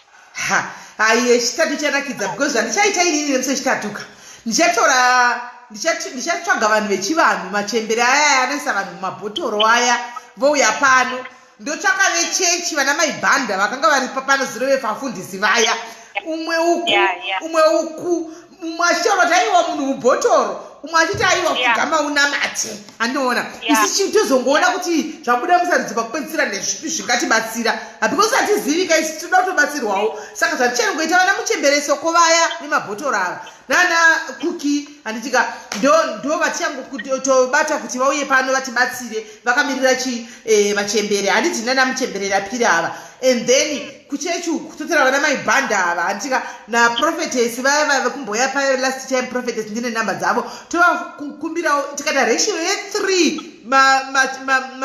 madzimai ekuchechi 3 madzimai echivanhu voya titoiti bvu apa kuti vanetsa kavanhu ava pamunenge muchiti kwai namatai ndozvoita dzimba zvigwere tinenge tichitopuwa saka toita sei topoteerera ivo voga vachinyetso kutiudza kuti zvinofamba sei toita sei kudano pangabuda sarudzo nokuti tanetsekana isati yaziva yesi vaimaka isati yazotodii ichokwadi because inini even vanhu vemachechi vainini ndakamboita incident yekuti I used to go kumakoma handiti kwangoona mukadzi achibuda especially muchikuda kuti mande chikunonamatirwa imba nemarriage and then ndaka munhu aitova powerful yekuti I was going there every temple itozivikanwa kuti mining church navo muprayer kuna muchembere vari mumacomments muchembere vakoti vanzi kwai try bottle vanzi vanoda kumundibata Wednesday ndichanzwiririra ini hanzi vari kuda zvebhotoro vose please get in touch with me pana muchemberi vari kukomenda mumacomments umo pakaipa ameno regai tichahwa neWednesday yacho kuti vanhu vokigwa here imi guys imi zvamunongoita madzimai patinosangana panoka munongoya nebhotoro renyu moisa apa moya nebhaibheri renyu moisa apa zvawozongononawo zvinokuitira iwe kana wafunga kuisa mubhotoro wobva watoisa mubhotoro rako wobva watovharira ipo pano kana wafunga mubhaibheri wobva waisa mubhaibheri rako wobva watovharira ipo pano kuti zvozvo zvinakidze tingadii because zvakaoma andiona Alright. Alright, mninango aita hako rega timbotora mwari kufona. Okay, bye. Bye. Caller, hello. Caller, hello. Caller, hello. Caller vari kuchando, hello. Caller vari kuchando, hello. Tiri kukunzwai, takukunzwai manje makamati zii. Aiwa, ndina kuti ndiri kutaura maybe network. Alright. Makadi zvenyu? Tiri right, ko ndiri palive handisi. Muri pachirongwa. Muri pachirongwa ndisingazivi kuti imatouya here kuti tingachitotsva kuti tiri vanhu mubhotoro here kana vanhu mubhaibheri here amuno kuti vatouya here neipi yacho handitozivi. Okay. Inini ndiri kufana ndiri ku-UK. Ndiri kuda kukomenda on few bits ndichibatsira anyway wakadzi ene wakadzi wari kunzwa. Chimwe chiro chandinoda kungotanga ndakomenda ndechekuti kana muchitaura nevanhu wakaenda through trauma muchibvunza zvanarura idzi zvanarura it doesn't play a role kana munhu akaenda through trauma. Trauma inoita kuti ukanganwe hautomboiti mafeelings kana ndisisi mero wandiri kutaura nawo. Ndivo vari kutaura, taurai, takateerera muri pachirongwa.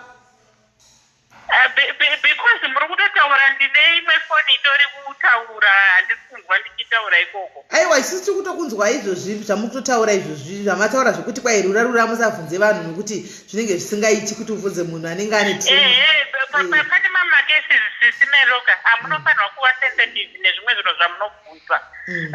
Mwana uyu akaenda through trauma.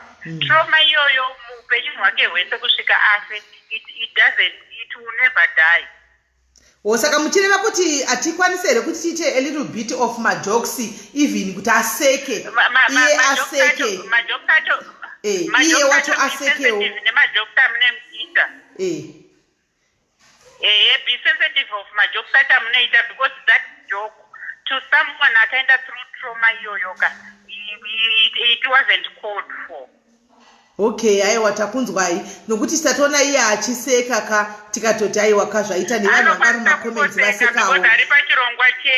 Aiwa kapati iye aiwa takunzwai kapati mimi chitipa yenyu point yenyu yamauya nayo pano takunzwai point yenyu ndofunga hamuna kuya kuzondikorekta pachirongwa handiti takunzwai imi mauya kuzotaura. Aiwa pachirongwa chirongwa kandechekuwa kana tese nemhuri yese yeZimbabwe muri kutovakana muri kutovaka. Tikati chitipai we must be very serious next time. Mukati mimi next time we must be very serious kana munhu achingauya nenyaya yake saka tichaita serious yacho. Kuva serious matadza undinzwisisa is not being serious, is being sensitive. Alright, tichaita sensitive yacho. Muchida contribute kuti kudii panyaya yanhasi tichaita a little bit sensitive next time. Noisuti vamwe tiri vanhu vemajokes saka tichatongozama kuzvibata. Inene ndinoda kutoti abusika haisiri kumurume wega. Inotosa kunge itori abuse nehama dzemurume. Mukadzi uyu like she was saying kuti handizi kuti ndoimwene here kana kuti hama yake yaiita konaizi nemurume. Akanga atori abuse munhu iyeyi kuti angari achikonaiva. Nzvimbo yekuwaka mwana uyu kuti akasvike paakasvika akatomukanganisira zvekuti so vanhu vakadzi mazimbabwe tinofanirwa kunyatsoona kuti kunzwisisa kuti even hama dzevarume kana hama dzedu chaidzi dzinotipwenenzvera kuti tisvike musituation yakaita seyasvika mwana uyu. Ndo contribution yandendida kuita dai kuruti ndine mari yakawanda mufoni mangu ndatosaurawo imwe situation yandakaenda nayo because iye ataura kuti ane madoro ari kumba atori mudepression. Inini I do that. Atori mudepression mukadzi uyu saka anotoda rubatsiro rwakatokura chaizvo. Okay. Alright, aiwa tazvinzwisisa. Saka ati ari kutoenda kucounseling iko zvino achiri kuita kucounseling ati kansela wake ari pano. Saka kansela wake maybe achatomudza kuti handizivi kuti zvabatsira here sezvo kansela auya nakansela wake pana achiri kuenda through under counseling kuti tinzwe kuti zviri kufamba sei. Counseling, sometimes with counseling, in Angundere UK, I went through my Buddha at the age of 30. Ndikauya newana wangu tiri ku-UK, we made it ndakasvika ndikatenda kuchikoro kutotanga kuti wani kuenda kuchikoro. I qualified as a nurse. Wana wangu wese they are professionals, but wakauya watori kuprimary. And I did it on myself because ndakatoona kuti hama dzevarume chaidzo kuti uvainvolvika vanenge vachizoti mangwana tisi takadai but I said to myself I will fight myself kukudza vana vandakapiwa naMwari ende Mwari wacho wakatondibatsira zvishuwa but unokwanisa kunge uri mukadzi anoenda kuti ndoda kuita make it in life but making it in life yachoka unenge utori nekamwe kanhu kanenge kachito kasingagadzirisiki mukati memwoyo wako kanozoenda kavanoti depression. Then I know that I'm going through that depression despite the fact that I made it in life. Kana kuti mukasvika pamba pangu kaudzoti hapana murume ndakai aikemunekasika diki kaikwana hembe izvozvo ndane hembe dzimwe dzandinonasira mubhini mune hembe dzamunorasha mubhini kola kuengland chirasha hembedzo munorasha musarasheka next time tine covid-19 iyi vanhu vari kuda hembe dzamuri kusa mubhini idzodzo tumirai kuna africa ikona kurasha muhembe mubhini. The problem ndeyekuti hembe dzacho unodziunganidza dzigofana ma65 but kudziunza kuafrica ikoko uzobhadhara it's not even worth it. Okay, saka morasha yenyu ndo problem yacho dakakuti unounganidza hembe soka ungodzikipa dzongouya pasi oti hama tora izva kunoda udati mufunge. Okay, makaropafadzwa yenyu asikana makaropafadzwa mufungenyu kurasha hembe mubhini kanodemuka mukazotora maenyu vanhu ari kuinze mukonomotomuvhoi kuti hembe unomaitenga 20 pounds kamwe unoisota kamwe chete utoti hembe yanditai kuti uiunze kuafrica ikoko unenge wakuunza dzakawanda kuti hembe idzodzo uchabhadhariswa chose uzoona kuti mari yavakatenga nejisi nemari yavasvikwa nemari yekuzobhadhara hembe idzodzo izvikuweti hazvisisiri weti. Alright. Okay. Saka tozongomirira paya pavanenge moya December paya moya mukangotakurirawo kana masutikesi kana 5 kana 6 moya nawo pamunenge mouya December kuma Christmas paya.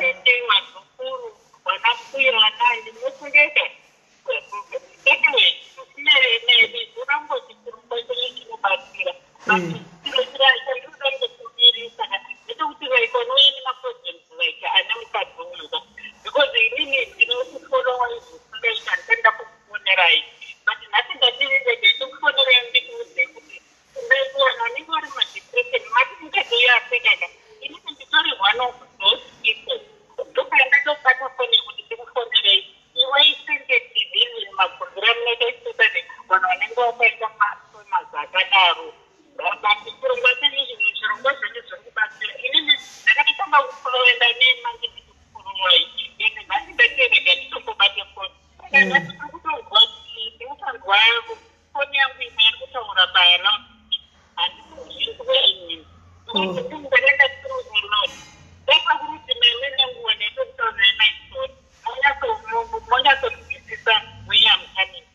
Okay. Aiwa tikuzvinzwisisa kola tata isi kotoziva ita tangoti zvekupa mariro dzimwe nguva paya tinombopota tichita majokes chisahwira tichitamba even pafiwa munhu achichema ombovaraidzika ozombotanga kuchema tombomuvaraidza ozo tikati ndozvatinongoitawo asi kudzidza kwakanaka handiti matouyawo mukatidzidzisawo tatodzidza so hanimaona because chero kumariro chaiko chaiko tinoita chisahwira tichijaivha tichiita tichiwanza tichiseka zvakupere nekuziva zvakafanana neCovid-19 iri kuenda iyi. Inini personally hapenesi ndaitoenda kuchipatara tichitoti zvikanzi munhu ane COVID handitengi kana maprotection, but ndakazoona vanhu vari kufa zvimwe zviro nozozidza kuda kuziva. Inini ndaingokukorekei because inini hamunangobvira maenda situation iyoyo. Inini ndakaenda saka ndinokuti tonowe afeka nekuti ari muchirongwa menyu sometimes mazimbabweans achikwanisa kukorekta mumwe munhu ari pachinhano chiri haya than you kuti ipapapa mandikanganisira kuti ndivamiya ndikaifunge nezvandakaenda through zvakati muma unenge wakaenda through it. Imi hamuna kubvira makaenda through. Ndopandafuna kuti ndikuudzei kuti ini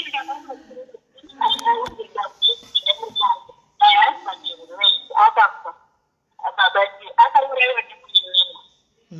Aiwa tazvinzwa zvakanaka chaizvo sisi shuwa mauya pano mukatega tidzorane tidzore vanhu ngavaite siriyasi panyaya dzinenge dziri siriyasiwo chokwadi tichoti aizverega timbosekesa mumwe wedu wamba ukangamwa zvakudhara izvi sino tinatoziva kutoti munhu ari kutosangana netruma asi tazvinzwa tichagadzirisa ndokunonzi kuvakana naye.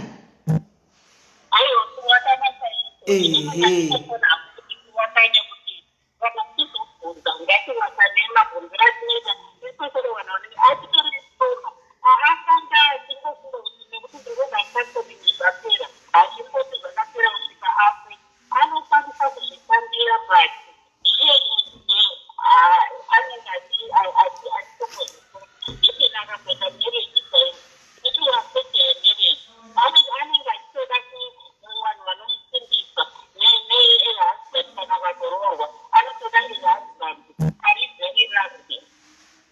aiwa mazvitairi kuola tinotenda chaizvo. Thank you very much fone yachinetsa kunzwika regai tinzwewo vamwe. Alright, zvakanaka. Alright. Right. Manzwa kola kwai musaita majokisi please panyaya dzinenge dziri serious kudai nokuti munhu anenge achitoenda through trauma saka titodi hatisi kutoda majokisi munhu ngaite serious. Kola hello. Hello, Sis Melly. Muri sei? Tiri right, muri sei koko? Tiri right, zvedi muri sei koko? Tiri kuno. Anyway, inini ndanga tichida kungokomenda on zvataurwa naSamanyika pfuura paya pa. Ndiyo handisamaita? Samanyika? Nawasu? Vapfuura pa Nawasu, zvataurwa Nawasu. Vanga vachiti hanzi izvo vanenge vanga vachiita ekusuggesta kuti varume vangangoita vamwe masmall house zvingangobetsera situation. I think ndozvandanzwa zvavangosuggesta handiti. Vangoti tichazoiunyatso kuiongorora nemusi wechitatu tionesana kuti tingaita sei. Ndanzwa vanenge vatanga kune kuti yesmall house ingangoita kuti ingangosolva zvinhu kana kuti ingangointroducika, but ndachida kungoti yesmall house mazuva ano haisingori kusmall house chete, ingori kunana bamunini futi. Vasikana mazuva ano varuthless yezvinhu, vabvuta reken ende havasi kumira handiti. Vabvuta reken havasi kumira, saka kana vanhu vachiitawo zvemasmall house zviri kuitikawo avo vari kubudawo vachienda nekoko hazvizi constructive, hazvina zviri kuvaka. Saka pamusikana uya angauya nenyaya yake iye uyu wokupisirwa mumba. Nyaya dzinonetsa dzacho ndedzekuti vanhu vanenge vakatarisaka munhu anenge ari musituation kuti akuzogona kuzviburitsa musituation iyoyoka. Ndinotogona ndega ndakagaramo kudai every day ndichiona danger ichisvika, but I'm helpless, handitogoni kana kuzvibatsira. Vanhu ivavo they cannot help themselves. Vanenge vachitonidha munhu anouya kuzovaburitsa totally completely. Haikona kuvapa suggestion. Kutomupa suggestion naye anotoona kuti it's impossible. Ndoendepi kusvika apisirwa mubasa izvozvo kana kuti aurayiwa. Ndokunozoenda nyaya yacho. Saka vanhu vakadero kazhinji kacho kunotoda ma-outsiders, ma-family members kuti vatotora ma-drastic measures ekuya kuzosimudza vanhu ivavo, because handi makaona paanenge akutanga kuti now ndakugona kuzvibatsira henzi sisi vangu vakundibatsira kuti ndiite zvekutengesa zvinhu ndichizvibatsira handiti. You cannot do that uri same environment. Azvibudi. Paunenge wakutodaro ipapo, and for sure avo ndo panototanga kutoti munhu uya ototanga kutoita simba rekutonyatsoti ndakutokuuraya because ndakuona wakuita independent. Saka vanhu ivavo vanenge vachida kutonyatsouya kutorwa kana iri family yacho tsikai madziro uye kuzotora. Kana mamutora munhu iyeye motomboendesa kure kwekutoti physically havasvikirani futi neuya. Handi manzwa musikana uyu pekupedzisira anga achitaura kuti haana kutaura directly but anga achitosounda like iye nababa vevana kana hama dzakare kana murume uyu dei akangoda kumunyengerera aidzokera futi into that situation. Akatotadza kudzokera futi into that cyclical situation iyoyo because murume yeye akamuthreatena akandoya ndokuurayai mese namai venyu mese ndopakazonzi namai vake aiwa hazvisi kuzoita because munhu iyeyeka atokanganisika njere nekuti arimo musituation imomo aenda through abuse every day achiedza kuti maybe I can do this, maybe I can save my marriage. Ende kuzoti isusu anasikana tigogona kubuda marriage unenge uchingotaridza kuti ndobuda marriage. Takapindamo tichiti tapinda hati hapana kuti unopinda uchiti ndichadzokera shure. Saka kuzobuda chako chaikoka zvinonetsa kungoti ndakubuda ndanetseka ndakubuda. Hatimbobudi, tinobuda takafa. Vazhinji vacho. Zvinonetsa. Saka ndosaka zvichinzi vari outside ma-outsiders chaivo ndo varitofanira kutora munhu. Ende kana mamutora moziva kuti you be ready kumubetsera munhu iyeye financially nemoral support zvese nekubatsira nevana.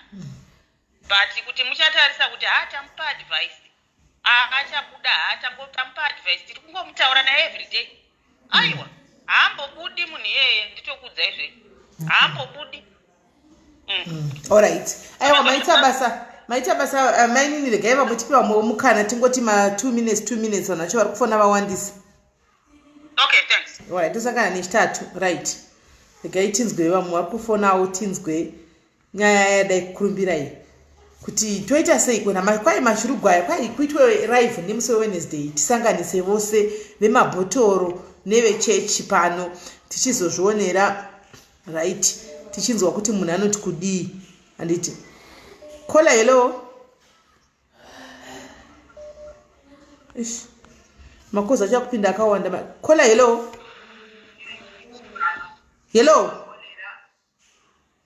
kola hello Sarah hello. Hello. Yes. Hello. Yes. Tukukuzwa. Muri sei? Oh, I'm good. Yeah, I was just listening to zvavanga vachitaura zveabuse. Vanhu vazhinji, my thinking is vakadzi vazhinji, when you're getting in a relationship, you kind of already know kuti munhu ari abusive. But kana uchitanga kudanana nemunhu munenge pamwe uchimbonzi ombopushwa ombonzi sorry obva wafunga kuti it's okay. So kuzosvika pakuti munhu azosvika kuma-extreme ekuzopisa munhu zvinhu zvinenge zvatangira kure. But vakadzi tinekaikathinke kuti I'll fix it, achachinja achazochinja because achandinzwisisa zvinochinja. And also isusu as Africans tine that thing yekumba yekunzi mukadzi chengeta imba yako ukakomplaina zvazvanzi ndizvo zvinoita varume. But just to sum up everything, abuse is real. Vanhu vanourayiwa. When you are in an abusive relationship, you need to run with your life. It is no joke. There are people vari kufa day in day out neabuse. Yo how to senso yangu kune anenge ateerera. That's all I wanted to say. Thank you very much Kola. Maita basa. Bless you. Kola hello. Kola hello. Kola hello. Kola. Hello. Yes. Okay. Right. Anganonoka kudaira dzapindirana makosi regai tinzwe vamwe. Right. Hello. Hello. Yes, Sis Melly. muri right here call. Can you hear me? Yes, chikukunzwai. Okay, sorry. I just wanted to contribute. Kuti vedweka, abuse in as much as it is real. The fact that we expect kuti munhu yeye achazotorwa nehama dzake vagoenda neye kumba. I have had cases in my life, my aunts vandakaona vachiri vadiki vachitiza vanotorwa vagochengetwa vagoenda kumba kuya nana sekuru nana mukoma nana chii vagochengetwa, but munongoona uyu anongoerekana angotiza usiku odzokera kune murume iye. So sometimes something drastic has to happen, and in so many cases vakawanda tikuona vanhu vachifa, and kuti unobatsire munhu wacho ka zvinonera. But what I want to encourage munhu wemukadzi, ingozvishandirawo. Don't always be dependent on a man ndapota, because ndo zvinhu zviri kutikanganisa vanhu vakawanda kuti oraiti ndikasiyana nemurume iye ndichanoitei, ndichachengeta vana vangu nei. Mwari haambokusiya akadaro. Mwana wese paanozvarwa noye akagumbatira zvipo zvake. Iwe samai ukachengeta vana vako, zvipo zvavo will come to fruition. You are going to benefit from the fruit of your children. Nyange ukaona nhamo navo sei. I've even seen vamwe vakadzi vakatiza vana vavo vakasiya vana vavo vakaenda. Vakazodzoka vachitora vana, but kuti uchigadzirisa relationship iyoyo ka zvinonetsa. Munhu wemukadzi zvishandire. Munhu wemukadzi kana wafunga kutiza nevana vako usambofa wakavasiya. But Kolowi, I just want to commend her kuti she can move forward. Ngaasatarise mavanga ari pari kuti atove half of a woman or what have you. She will find a man who is going to appreciate her for the inner beauty in her, like she was created by God, fearfully and wonderfully made. Ngaasambozvinetsa, she needs to come out of that shell and understand kuti she has the power. Because munhu anoramba achingozvishungurudza kuti ndakatraumatizwa, ndakaita sei, ndakadini, but mwari vari kukudenga kuvanhu vamwari. Ndizvo zvekana chida kungocontribute. All right. Maita Basa, thank you very much, Kola. Thank you very much. Thanks. I hope she's listening. Bye. Maita Basa. Okay. All right. Hanzi asina sishonde ma +44 here. Kana ma +44 ndo warutanga kufona ka vamwe muri kuzofona ma +44 tatodaira kudhara saka tinongoti atanga. Hanzi Kola buda muningikiri uyu mauri momo. Muna musheu mauri. Hello Kola. Hello. Madi kuti dzivira foni mweri kumasure. Hello. Makadi zvenyu. Tiliped makadiyo Sis Melly. Tiri right. Sis Melly ndaine show yamaita ndangoti ningotaurawo zvangu. Abuse ratio, it's real. Inini kumba kwedu ndina sisi vangu vakashaya nenyaya yeabuse idzodzi. Okay. Vakazotudza leta kuzoti vandizopindira kuzovabatsira, vaikwanisa kuvabatsira. It was too late. But vaiti vairohwa vane nhumbu dzavaiti dzaibva vachirohwa nokushure mekunge varohwa nemurume. Saka pavakazorohwa pekupedzisira pacho kuzoshaya kwavakaita, vanga vatone nhumbu yanga yakuma 6-7 months kwakuzoshaya, kuti zvanga zvaita macomplications akawanda. So andizive hangu kuti pane nguva yekuti sometimes vanhu vanonamata, inini tiri maChristians and we have faith, tainamata kuti varealize kuti vabude musituation yavaive mo, because dzimwe nguva vanhu vaingonongona vatora vaunza kumba kuti suduruka from the situation yavo, but munhu airamba achizodzokera. Zvataurwa naKolambo kuti vamwe anodzokera kumba kwake anotiza oenda, and that was the case. Saka ndizive kuti honestly speaking it's a serious issue kuti vanhu tofanira kutodzidziswa kuti toita sei tibatsirane kuti zvinhu zviri kuitika. Zvinhu zviri kuitika zvizvo. Saka murume yakasungwa here bamukuru vakwa? Vakasungwawo, but munhu anga nemari dzake, saka aimwonyaya vakatobuda. But asi zvinhu zviri kuitika, and it really hurts because my situations akadai soka zviri kuitika. Zvinhu zviri kunyatsoitika, and we need to not tozviita sei ndo manje problem. How can we help hama dzedu kuti vanyatsozvirealize, because sometimes isi takazopedza tafunga pamaapproach yataipa sisi vedu kutaura navo kuti varealize maybe it was wrong, because munhu ari murudo futi saka hatinzwisisi kuti taifanira kuita sei. Saka I think tikawana anotikwanisawo kutaura izvozvo tobatsirawo vamwe kuti ungaita sei musituation yakafana iyoyo. And I think the best step is for vanhu vari mumasituations akafana izvozvo is for them to speak out. I think kuti vakatangawo nekutaura then tozoenda kune hama dziri kuudzwa dzedziya kuti ngatirege kufoseredza kumanikidza munhu kugara murelationship iyoyo ari kuudzwa kuti vedu ndiri kurohwa everyday, chiti gara ndozvinoita dzimba, kana kuti gara ndozvinoita varume vese, kana kuti gara unozofamba uchitinyadzisa kunzi hauna murume. Ngatingotorai vana, kana kuti ngatingogamuchirai hama yenyu kana ichinge ichidaro. I think that's a first step. Handiti tingoti dzokai kumba mugare, because kuti uzotora munhu raguva ave mukofini zvinobetserei, but munhu aitaura all along munenge makuzviblema futi for the rest of your lives kuti paaitaura baya dei takaziva takateerera, dei takaziva takadai, dei takaziva takadai. Handiti I think you've got a very valid point ipapo kuti regai tinzwe vamwe kuti tingazviita sei. How can we convince varimo varinge vari murudo vaya kuti siya, antiona this is not right, this is a toxic marriage yauri kurarama mairi, kuti vatinzwisise tingava approacha sei kuti vatinzwisise, because sometimes zvinoitika ndezvokudai soka approach dzatinotora tiri vanhu venyama takasiyana siyana. Remember, handina kuita I'm not a counselor by profession, handiti handina kudhila nevanhu anoita zveizvozvi zvekuti vanhu vanenge vari zvetruma, handitika. Saka approach yangu munhu akandivinga ina choti kudai help kubva kwamuri, ndogona tomuapproacha neimwe way yekuti maybe kwaarika anozvitora somehow, antiona.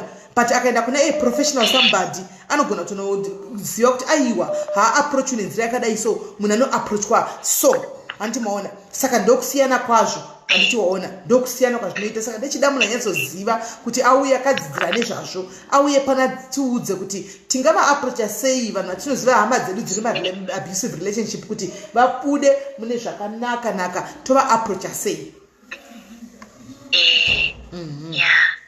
All right, thank you very much, caller.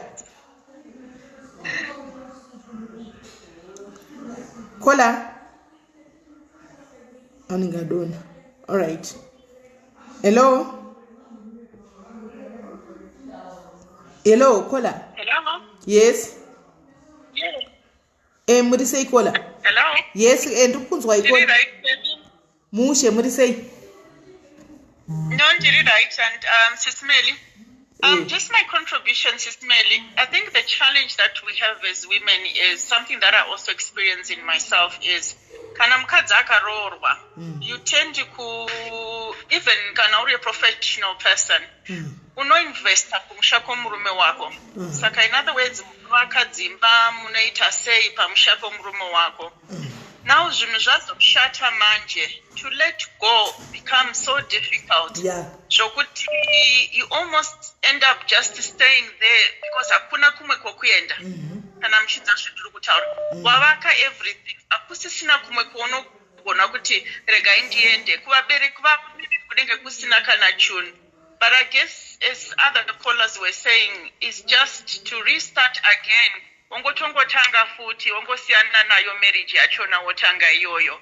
Saka maybe it's another topic for another day, kuti how do women deal with situation where you have spent 10-15 years of your life uchinvesta pamushapo murume wako, and then ongozonzi pamba uende. Apa wakavaka dzimba, wakavaka chii, wakatenga zvese dzimombe and everything, kuti uzonzi wakaoningwa kungochirega ningofira hangu pano zvikozi mari yangu yose hauchadzurika kumadziro kuti ndinde nawo. Ndo zvimwe zvinokuvadzisa vanhu izvi. Exactly. And Sis Melly, ndopane challenge inoita vakadzi vakawanda. Saka you find kuti vana mai vedu vaita zvimwe zvinhu zvaiva secret kunana baba vedu, nokuti vaichengeta dzimwe mari dzavaingoisa muaccount separately dzadzisingazivikanwi nana baba vedu. For instance, in my case, mai vangu vaizviita izvozvo. And then pamberi pape wangozoona kuti vakanetsana nemurume vakazoenda vakazondovaka kwavo, everybody akaita surprise kuti kwamai mari ivaiva nayo kupi. And hapana munhu akambosuspect kuti anenge ane mari iyoyo. Saka when you enter a relationship uri mukadzi, You enter wholeheartedly. Invest everything. Because Buddha is where our biggest challenge is. And I think, yes, it's a topic for another day. Yeah. And I feel sorry for the people, but your challenge is sorry, I may have come off topic, but I thought I should just add to that. No, that's very good, because that's a very powerful topic as well. I think for us to prepare, yekuti tozvita sei sevanhukadzi, because zvechokwadi it's a very valid point yavataura kuti sure unobva wanyesoti ndigosiyaro sei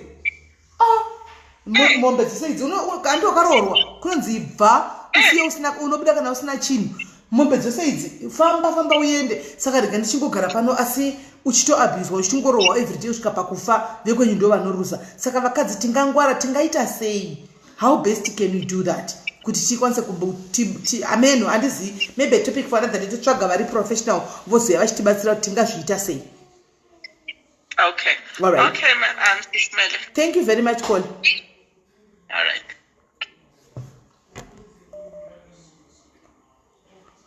Kola, hello. Kola, hello. Hello, Nelly. Yes. Yes, what do you say, ma'am? Did right, Marisa, Kola.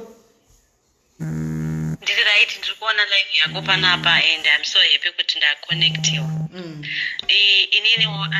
I'm also having this abusive relationship, in fact, abusive marriage. Like now, present. I've been married for the past 16 years, but here you can go to Muruma, acha change, but ask to change and Rukuroa and the Kunyepa. Mutorimo izvozvi as we speak. Nditorimo izvezvi as I speak, and I think izvezvi I am underneta, and I think it's high time I should move out. And ndanga ndikuda kungobuda yakona kuti ndikuda kungobuda ndisina hama yandinoudza ndinogara kuno kunze kwenyika. I'm not in Zimbabwe, but ndikuda kungobuda ndisina kana hama yandaudza, because each time you tell these relatives vanoramba vachikubabatsira. So in your case, kana muchiti munorohwa maita marriage yenyu for the past 16 years mune munhu uyu muchirohwa muri kunzi mukurohwerwe chii pese pamunorohwa imi? Like recently ndakarohwa on last weekend. Ndakanga ndabvunza kuti muri kubveba andizvezvi kune lockdown. Saka I really know kuti munhu haasi kuenda kubasa kana kuti kuchinyi. Each time yandinobva kubasa inini hangu I mean essential worker. Each time yandinobva kubasa ndinodzoka munhu ari kupamba. But recently when I came from work, ndakaona asipo. Then ndakatobvunza ndichitongobvunza zviya zvekutongobvunza in passing ndikati muri kubvepi. Then I think pakupindurwa I got about 6 different answers. Ndikubva kubasa, you don't know how I work. Unondibvunza ndiri kubvepi. Ndaswera ndiri panapa ndazobuda panapa kuma4. Zvakangoita kuti ndive suspicious. Of course chiure changu chiripo kuvarume. Chiure chiripo, I don't wanna lie. But pandakamubvunza ndakangofunga kuti munhu achangonditi ndiri kubva hangu kana kuti pasera apo kana kuti, but paakatanga kundipa different answers ndopandakaona kuti munhu uyu pane kwaari kutobva. Then the following morning I woke up, I bathed, ndakuda kubuda kuenda kubasa. Ndopaakabva amuka kunditi pack all your things and leave this house like now. Makachitobuda ipapo kana ikona. Ndopatakabatanidzana because ndakamuti iwewe ndione simba kusara uchirongedza hembe dzangu, and iwewe ndiwochaita se ndiwochaburitsa hembe dzangu. Ndopaakabva andirohwa. Saka imi pamakanzi buda ipapa kuti makarega kubuda because mamusina pekuti mungaenda here sezvo muri kudiaspora kana kuti noti that was the perfect opportunity kuti mubve mabuda ipapo ka same time. Ndakanga tozibuda ipapo same time but semunhu aitobuda kuenda kubasa and zvinhu zvakangoitika unexpectedly ndobva ndangoti anongonditi ndibude ndichiendepi. Anofunga kuti ndobuda ndichiendepi this time of the day and it's mid-month ndinowanepi imba. But izvezvi I don't wanna lie to you, Melly. Ndawana imba and pandine query napo manje. He always say munoziva mumarriage munenge matenga zvinhu mese matenga maunganidza zvinhu mese handiti. He always say iwe unobuda nehembe dzako. We have 3 kids together. Saka anogara achiti iwe unobuda nehembe dzako munomu kana ufunga kuenda newana unonotanga your own life ikoko, you buy your own things and everything. If zvese unondisira hapana chinhu chaunobuda nacho. Saka if like ari kukublackmaila kuti mugare muchirohwa ipapo kuti mukafunga zviripo mobva mati arega ndichingogara because takatenga zvese izvi tiri tese ndiri kunzi ndinge ndisina chinhu.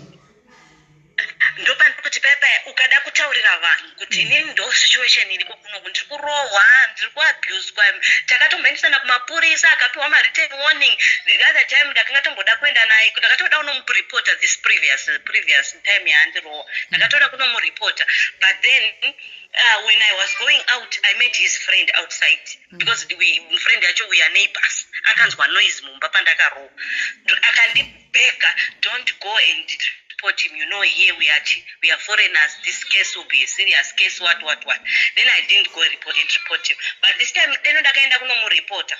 I think anga achangotorwa ongotopfigirwa. Because last time when I reported him, akangopiwa a written warning. Akanzi mukadzi wake akauya futi akaripota same case ye domestic violence.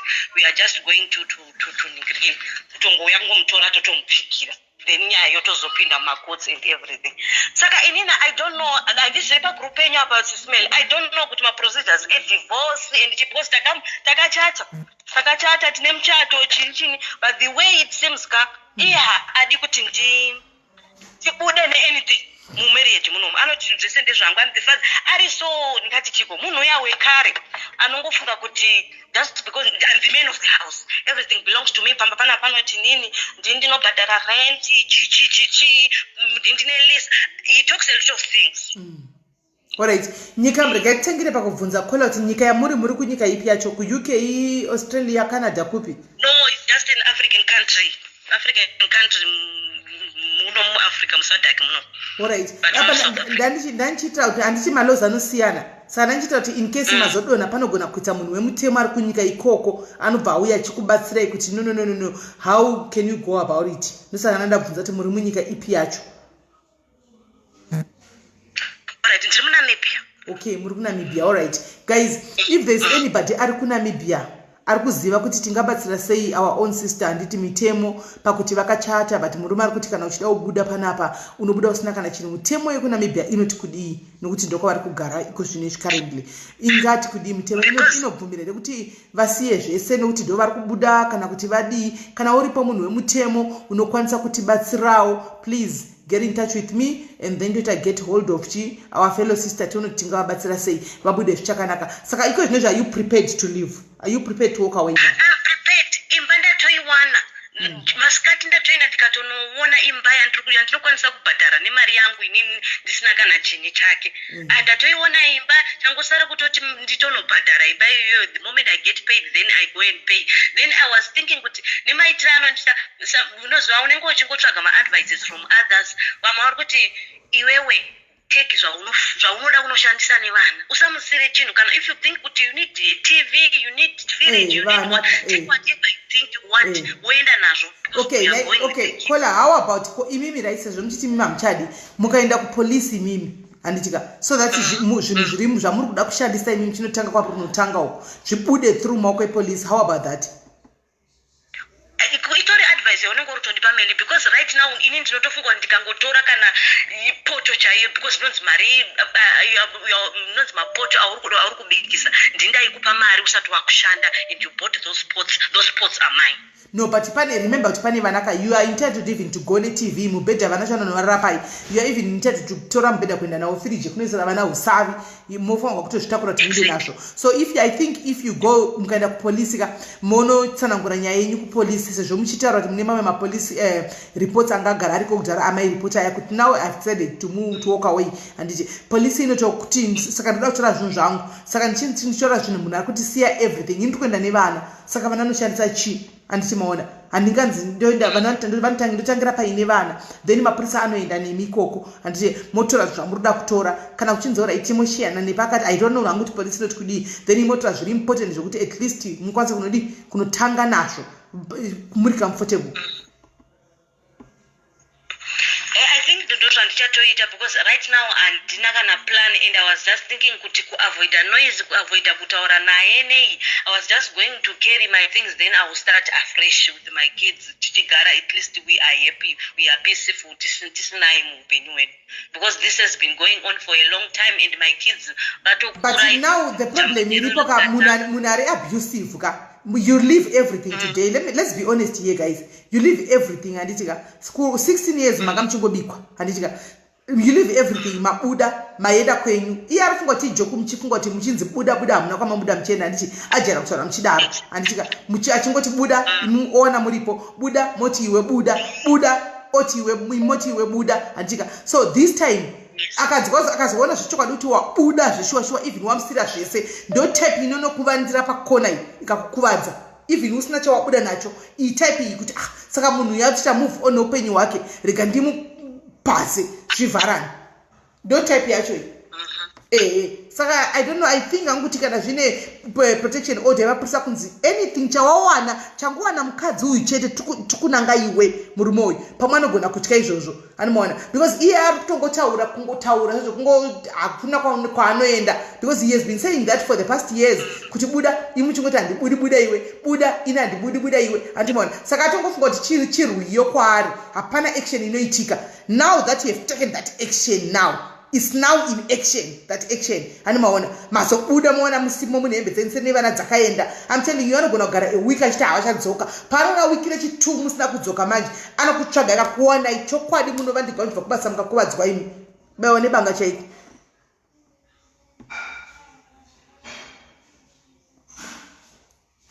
Yellow kola. Kola yellow. Ameno network yakaita sei yangu nyarara. Kola hello. Kola hello. Kola. Kola hello. Kola. Network yake yakunetsa angu nyarara aripo but anyarara ito ngani mu drop tinzwe baba. Angu nyarara because this is situation hika guys. Amen uti ndiku right kana tandisi right. Hello Kola. Kola hello. Kola hello. Hello Kola. Hello Sis Melly. Murisei. Ndiri right shangu Sis Melly makadiwa. Tiripo murisei. Ndiri right. Sis Melly ndidautaurawo inini zvakaitika tiri kwandiri wangu inini. Inini ndakaroorwa at 18 years. And I was not abused nemurume aiwa. I was abused natete navamweni. Okay. Ndairowa. Navatete. Kurowa navatete. Navamweni. Vamweni vari vairi. Ndakarowa Sis Melly ndasingagarika na because amweni vanga vari mudiasporian. Havaiwira ipapo. Yes. Maigona kungogara 2 days. Rechipiri racho zvinenge zvatokwidza. Ndairowa kugosha kuti ndarozi azongokamira niki ndakachizira maraini. Saka ndizvo zvokuti vanhu vemuraini vaiseka ndaigona kutandaniswa murodhi nematombo. Ndigotandaniswa murodhi nematombo chaiwo ndichitandaniswa kuda kurowa. Navamweni nenatete. Divanga vatete mchitongoti vamweni ndimai havarohwi. Aiwa tete ndinombozama vatete ndokiya. Zvino vamweni hapana maya. Vanga vari vahombe. I was only 18 years and munhu yanga ari muhombe kwandiri. All right. Apa tichigara navo mba murume chaicha ivo ndo vaitopa murume magirlfriend. Murume wangu inaipihwa magirlfriend. Navamweni. Nditoripo zvodzi wainonhongana nedofo iriri rawainhonga iri kuti timuchengete pano. Ndakazosvika pakudzingwa ndiri nherera Sis Melly. Ndandisina kwekuti ndikada kudzokera kumba because ndakatombodzokera kumba but iwo muromo wekuti kunenge kusina mubereki wako uchiudzwa ndo zvawakabvira kumurume izvo zvokuuya pano ndikadzokera bheki futi kumurume. Ndikanoitamba nhamo ndiriko nemwana ndairohwa ndakabata mwana Sis Melly. Kwa murume wenyu aiti chii pamairowa muchimuudza mukurowa? Anenge akatomira angasina direction, anenge akatomira mazopinda mubedroom wako kuti saka indorowa iwo unenge uripo obva ati sorry. Odondiita sisi. Ndakazoti ndane 28 years. Vazouya vakuda kundirova umwe musi ndakamuka chibhabha muzi Smelly ndakavadzorera vese. Vakamira kushaya kuti ndakavadzorera vese amwene nanatete ndakavadzorera. Vakandiudza kuti hure ndikavaudza kuti nandiudzwe chihure nemunhu akarara nemurume because handizoti makarara nevangani pese pamuri mese muri tu. Vakanondigadza dare kumusha kwavo ndikati no ndaneta handichada. Ndakuenda kubasa, I can take care of myself ndimwana wangu.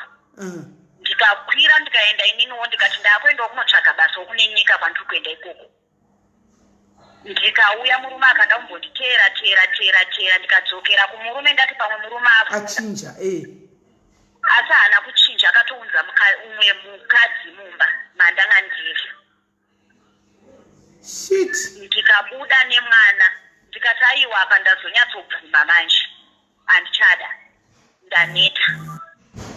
Saka mamwe maabuse aya Sis Melly mamwe acho ndekutumiwa varume vacho vamwe vanenge vachipeshedzerwa nehama dzavo dzinenge dzichivapeshedzera. Uchionekwa chitiri kuenda kunotaura kuhama kuti mati muri kuona zviri kuitika ari kuzondida, uchibuda achudza hama yako kuti karikite kakangwarisa stereke kakaganhira. Zvinonetsa Sis Melly. Chinonziregedza ndichiri mumaoko ako noti chiri mumwoyo.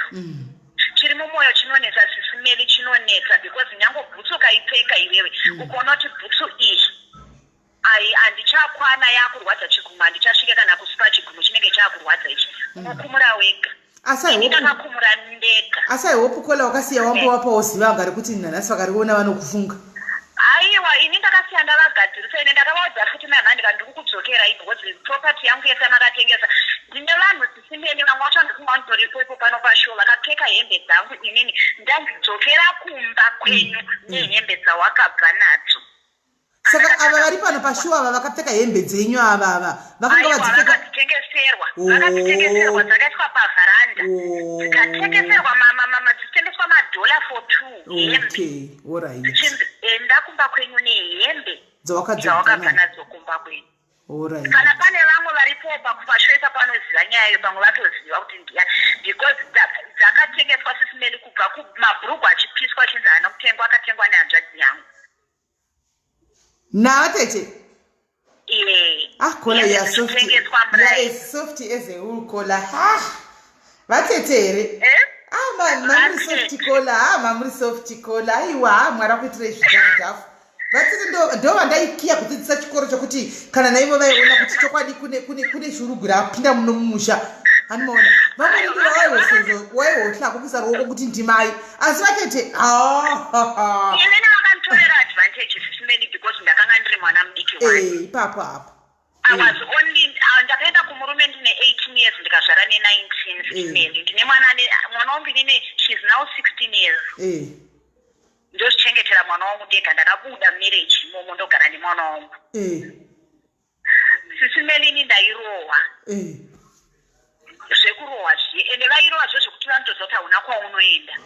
Vachienda nemurume wangu kumashoana mutukudza ayaya ndichisara mumba ini. Aiwa, I think vanga vakagadzira mwana wavo, vanga vakadlisa murume, hakuna zvinhu zvakadaro. Vanga vagadzira mwana wavo. Vanhu vese vandinoudza izvi vanoti utora toirohwa natete wakanyarara ini. Aiwa, vakagadzira vanhu vanozvidamba nditavarohwa. Kana nendada munhu amonanoti kurohwa chako kutotiza vatete. Kurohwa navatete. Vanhu vakazondidzidzisa kuita gafa manje. Niko zvino anotondiroora at his own risk.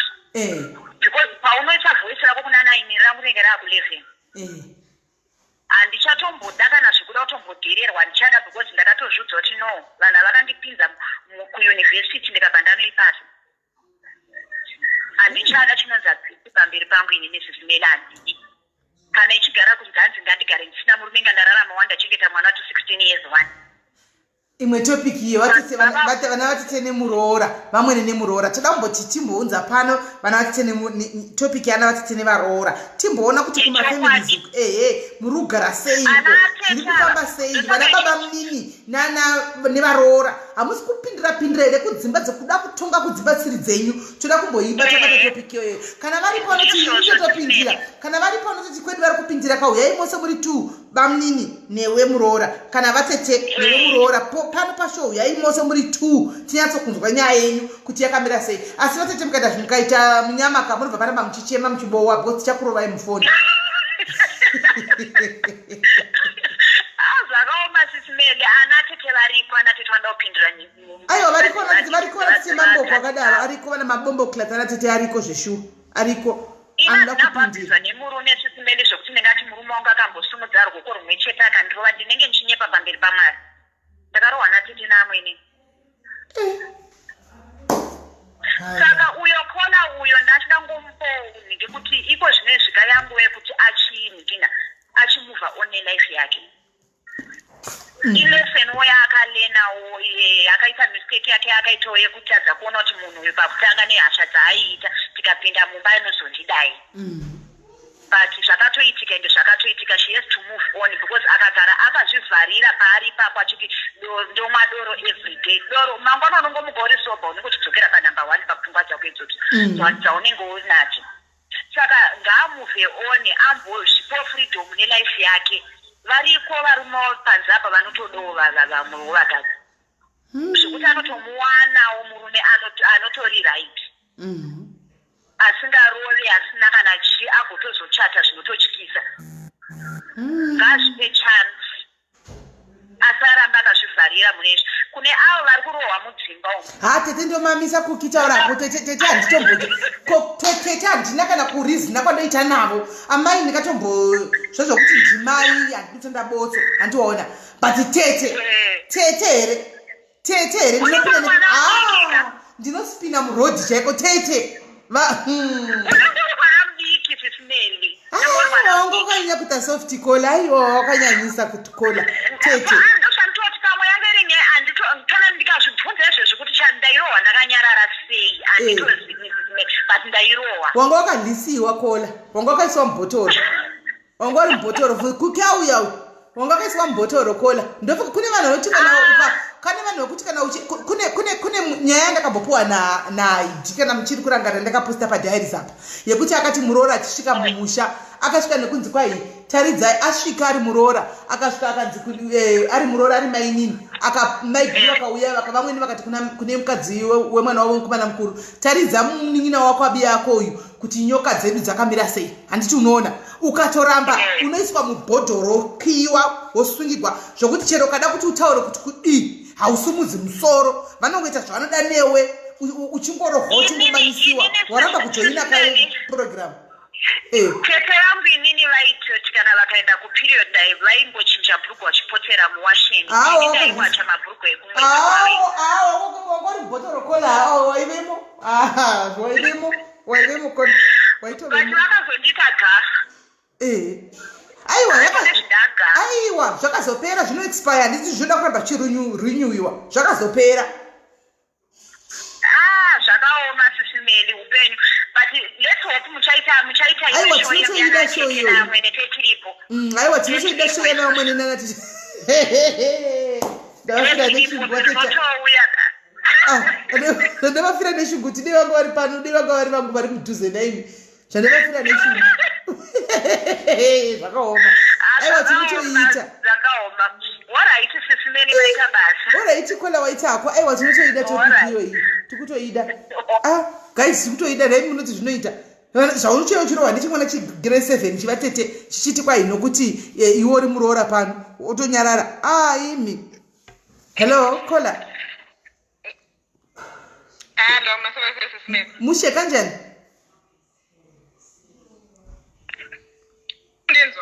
tikukunzwa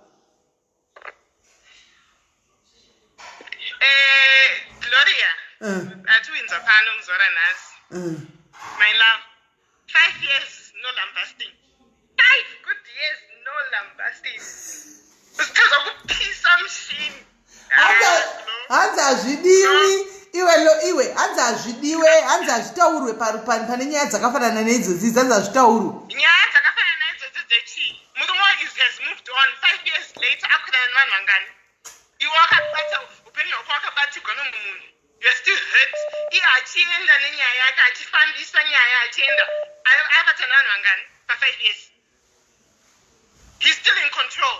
Why are we allowing someone to be in control of her life? hanzi ari mutruma saka hatifangi kuti taura nezvazveko zvinofanwa kutipa ndachakizo counseling other than that ngau yetende naye kumatirisana aiya chishakadaro uya kufamba nebhoro pose gatari nevakadzi vaviri iko zvino 2 wives after you Lorraine dona kola ukuna mibhi ari kufona tinzo kuti ari right here dona ndokufonera bheki kola hello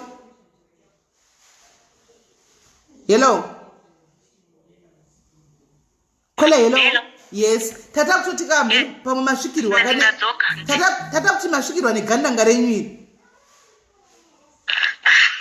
no haana kusvika foni yangu hameno zvainga ita I think yanga itina madata saka ndazoisa mavo alright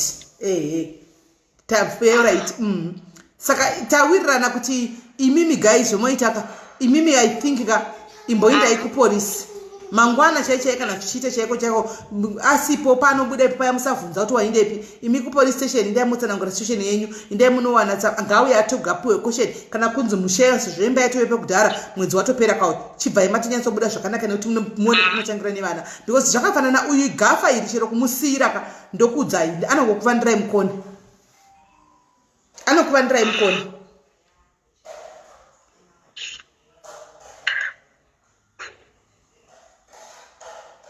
ndizvo kola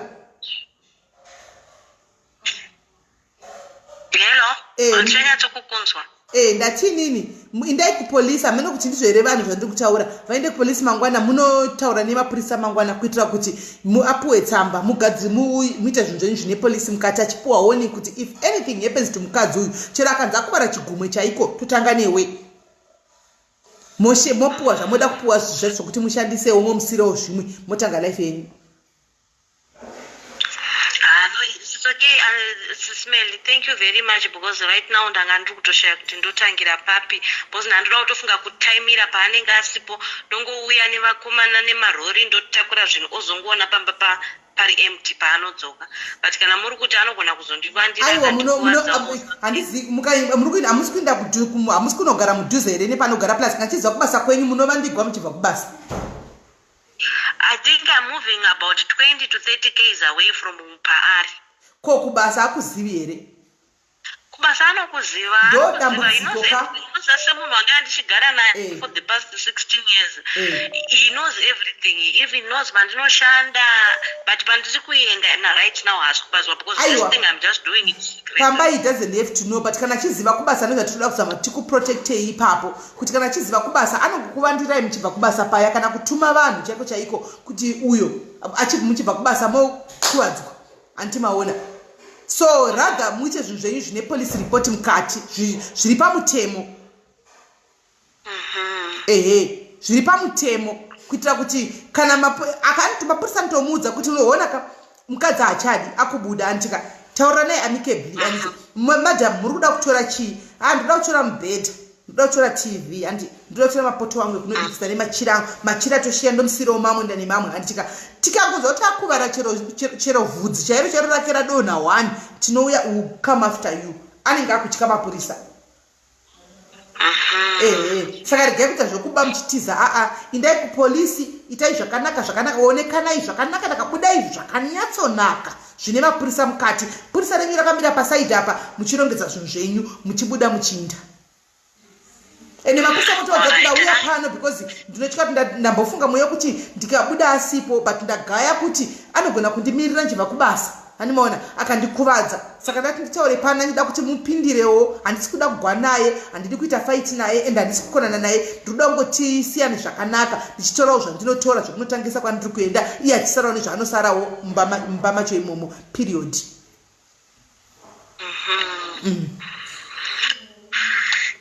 Animaona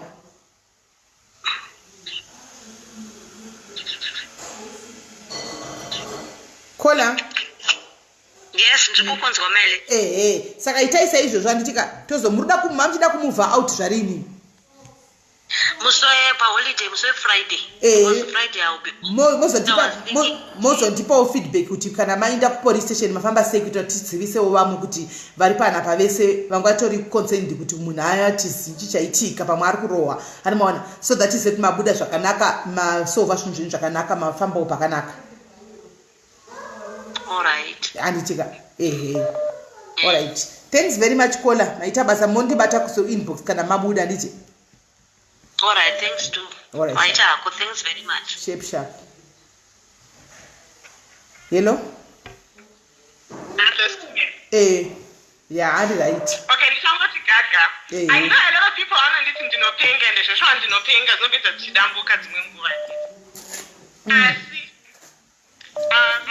Other people who know me personally know the story. Other people who don't know me personally don't know the story. And I see inini, I was married at a very early age. Ndakarohwa nemurume wangu ka1 kubva na9 kusvika na1 AM. Uchingobikwa? Ndichibikwa, ndakabikwa shem. Unoona pelvic bone iri rakadambuka. It was in pieces because aita haufu wakazvarira umwe munhu. Haufu wakadii, haufu wakazvara, haufu apa nomwe munhu, hapana munhu pese vakapinda apa kana musi mumwe chete. Aitsika akabatsika kudai sonyatsokuva bhonzo richidambuka. Ndakarohwa bhoko kuti ndibude. Ndabuda still akanditeera panze ndikarohwa paruvazhe ipapo ndakarohwa kani. Ndakarohwa. Mungona maiseni. Anokuvatapo mungona maiseni, the only thing I did was to walk away. Ndakanosvika ndikapfeka mabhegi angu. Akadaidzira kuti uri kuendepi kwewo chanodiwa pananiwo mubvanewo. I walked away and people who know me from a very long time, ndakavaka inini kutree top and tanga tine plot yedu. Ndakavaka kutree top a four-roomed house kutree top and kumusha kwavo kumasvingo uku ndakanosvika ndikavaka pedu pataivata nekitchen yangu ndakanosvika ndikavaka. Kuchiredzi tave nemba yanga iri fully finished everything. Andakana kusimudza kana spoon. I walked away. Kana pana anondiziva at this moment of time. Zvandinazvo at this moment of time nezvandanga ndinazvo ndakawanikwa it's double. Zveziya futi at the end of the day. I walked away. Ndakarohwa Sis Melly zvokuti ndakasvika pabereki vangu soso ndichidzokera mugweru meya ndichinopinda baba vangu vakabudisa musodzi. Vakachenda ndanogesa. Passport yangu inini yandinayo, my first passport anditi. Ndaiti kana chidarika paborder kana pamisina kana paairport ndaibvunzwa nevanhu kuti kanti ausiwe passport yahawo woman king kiti prison. Ndakasvipa kuti ndo ndakachepeswa nemurume, ndakadzikamiswa nemurume, asi I walked away. Kana munhu achiri kuvhunza kuti kwaindoda kubuda nezvinhu, sweetheart, it's not necessary kuti ubude nezvinhu. It's not necessary kuti ubude nezvinhu kana musi mumwe chete. You can walk away. Mwari the same inabereka wangu akandidzidzisa one thing. Kana zviri zvaJehovha zvinodzoka, asi kana zvanga zviri zvemushonga hazvidzoki. Zvamwari zvinodzoka, zveziya zvinodzoka at the end of the day. Saka kana iwewe une chipo chako chokuti unokwanisa kuita mari yako kana unokwanisa upenyu hwako, you can do it on your own. You walk away. Ndakarohwa inini. Vanhu vari kudaidza kuti I haven't been in this traumatized situation. Pelvic bone, I couldn't do anything. I was in bed. Ndasingavati pambed, ndaivata pasi. I was bed rest for a month. Doctor achinditi you can't do anything because ndasingakwanisi kuita anything. Chero kuweta ndaiwetera mubhaketi. Ndarohwa inini nemunhu. Pambed ndasingakwanisi kuvata pambed nokuti pamba sini straight. Ndaifanirwa kuvata pafloor. Ndakavata pafloor for a month. Ndarohwa nemunhu. But you move on. It's about you, it's not about anyone. Because every time I would think about the way one of my ex-husband, later Asha towards other people, but not realizing that waka opinion with kufamba. After a month, I'm sorry, teacher said I had moved on with my life.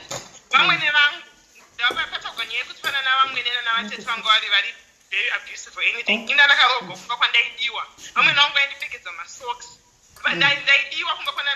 But like I was laughed. I didn't, but one never stem.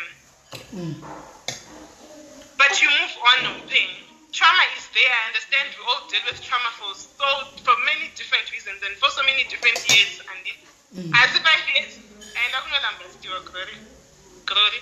ngamboya kuJoburg kana ndimbofara naye Gloria ndimbomuita kuti akangamwe aone kuti she's beautiful, she's amazing, she's an amazing soul. But kana asina kudza nyaya yake you want to know wamuziya here Gloria. Ndamuziva. Muna amushikana mushini papa market fresh of the farm. Fresh. Ndizama ndambo uya ndimbofara naye kana ndimbomendesa. Chiko. All those assets to rest for what? For who? Pakaipa. Amen. Ndo 2 cents tangu sisimeli mmenezwa rakanaka. Alright, gari ropikigwa chikafinire gari chedu chidla tiri pano pashow tichiona kuti zvakupera tamira shoro musi wechitatu isi zvomubhodhora tizvibhilifu tinazvipa munamati pamberi nokunamati mamiriro echitatu kuti tionekwa kuti mashurugu oitwa zvekuita sei. Asi mashurugu aisi mubhodhoro sainokisa masoulmate evanhu mubhodhoro namatai handitika handizi aiwa toberega tizoipedzisa nemusi wechitatu nyaya tichizonzwa kuti nyaya dzakamira sei. Musakangana kuti kukanenge aripo anenge akazvimiririra imi munenge makazvimiririrawo pamberi makuki ndomuda singatongobvira imi makazvimiririrawo muri kusaidhi kwenyu ikowo. Alright, iri bholo rende katimbodzwa vamwe. Right, rekaitinzwe mumwe ari kufonawo. Takaipa veduwe. Right, pana mwari kufona yekana tapasisina hapo. Guys, tamirira show yeWednesday kuti ichapisa iyi. yeWednesday ichapisa iyi. Hello sister. Akubalaga. Presa dabida kuti ndipinda. Panopisa. Mwaswera sei? Ndikupisa. Taswera baswera here. Kurusego kwenyu kwamuruku. Irike nditi gaga because namo yacho ndaiona yekuda kupinda. Handiti. Inini hangu ndoda kudzokera back to the same thing that I always find kuti it's a problem kwatiri. Handiti. Ini chekutanga ndinototi isociety. It's our society. Issue is Zimbabweans and the issue is Africans. Handiti. Chekutanga chinotyisa vanhu, abuse is real. Abuse dzirikuitika mudzimba. Handiti. On the women's side vakazi vari kuabuswa mudzimba. Handiti. Vanototya dzimwe nguva vanototya kubuda because isisu wachona nyaya yekushora iya takambotaura futi ndakambotaura imwe show yamakaita ndikati first of all ngatizvitarisei as a community kuti munhu anototya kubuda because anenge achinzi society yedu inoshora vanhu vanenge vabva madivorce. Vanhu vanenge vadivorce. Society yedu inoshora munhu abva pamurume. Society yedu inoshora munhu unonzi uri kufukura hapwa. Usafukure hapwa. Iyo nyaya yekuti usafukure hapwa ka I cannot stress how much I hate it. Because nyaya yekunzi usafukure hapwa ndo zvimwe zviri kukuwadza vamwe vedu because vanenge vakanyarara vanototya kutaura. Osvika pakukomita suicide. Chechipiri.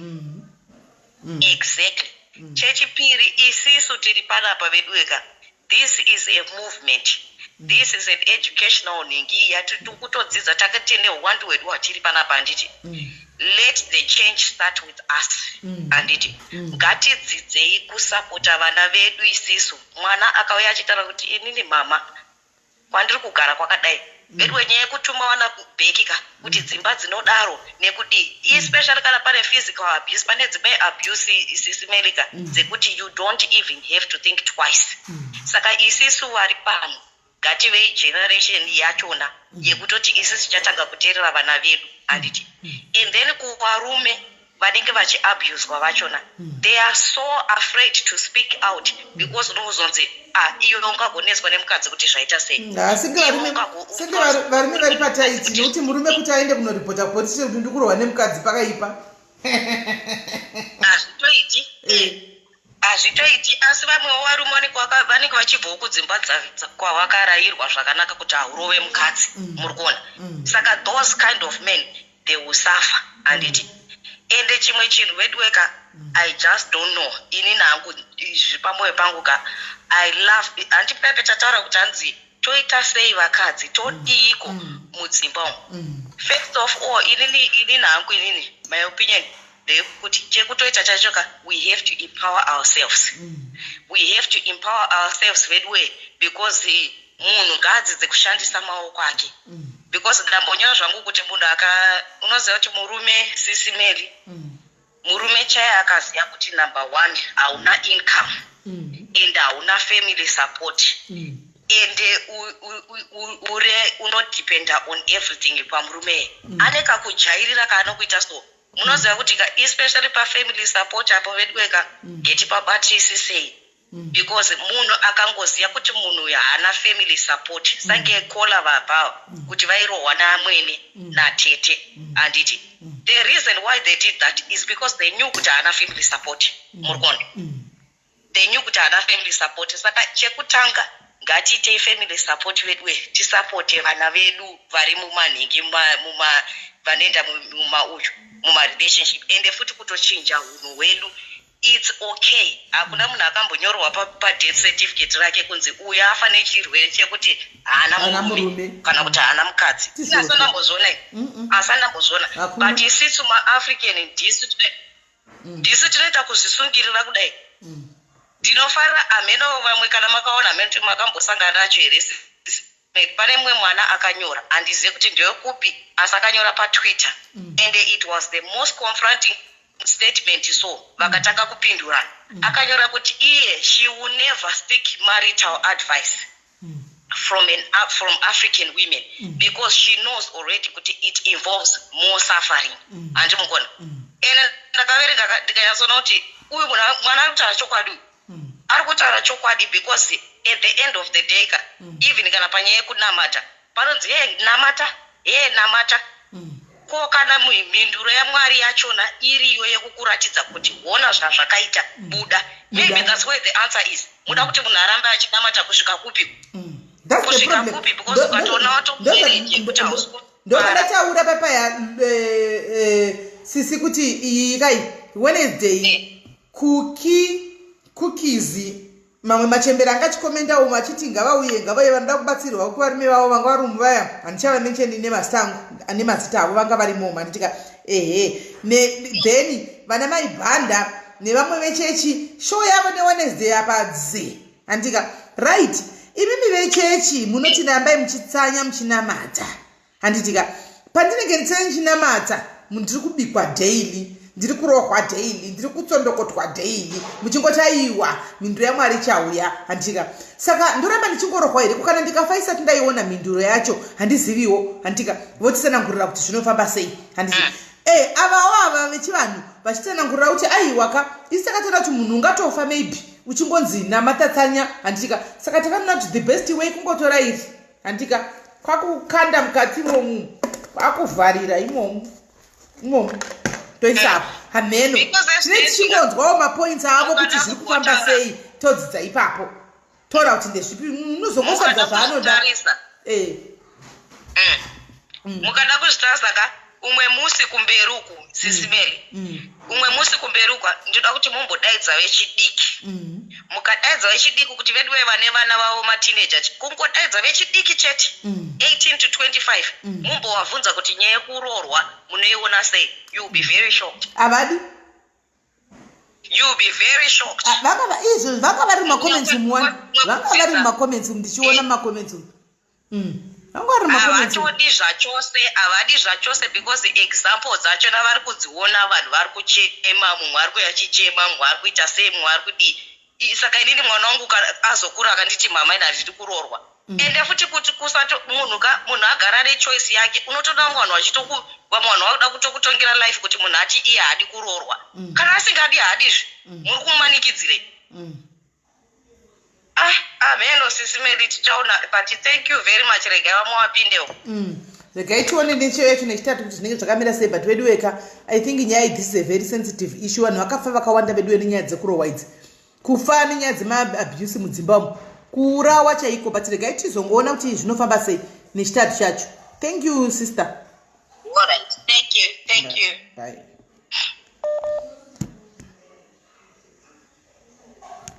Yes mfana. Hi Sis Melly. Debi yako.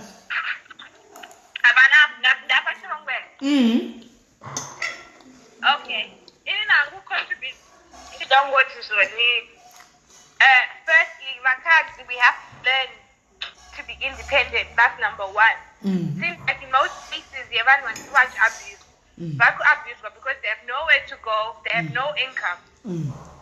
So munakatanga mun ane income yake hapana munhu anokwanisa kuramba achikurova because unongotsvaga kwako kwekuenda. Kokola mira mningina kokola vekunamibhia inga vari kungorohwa vanhu vachinda kubasa.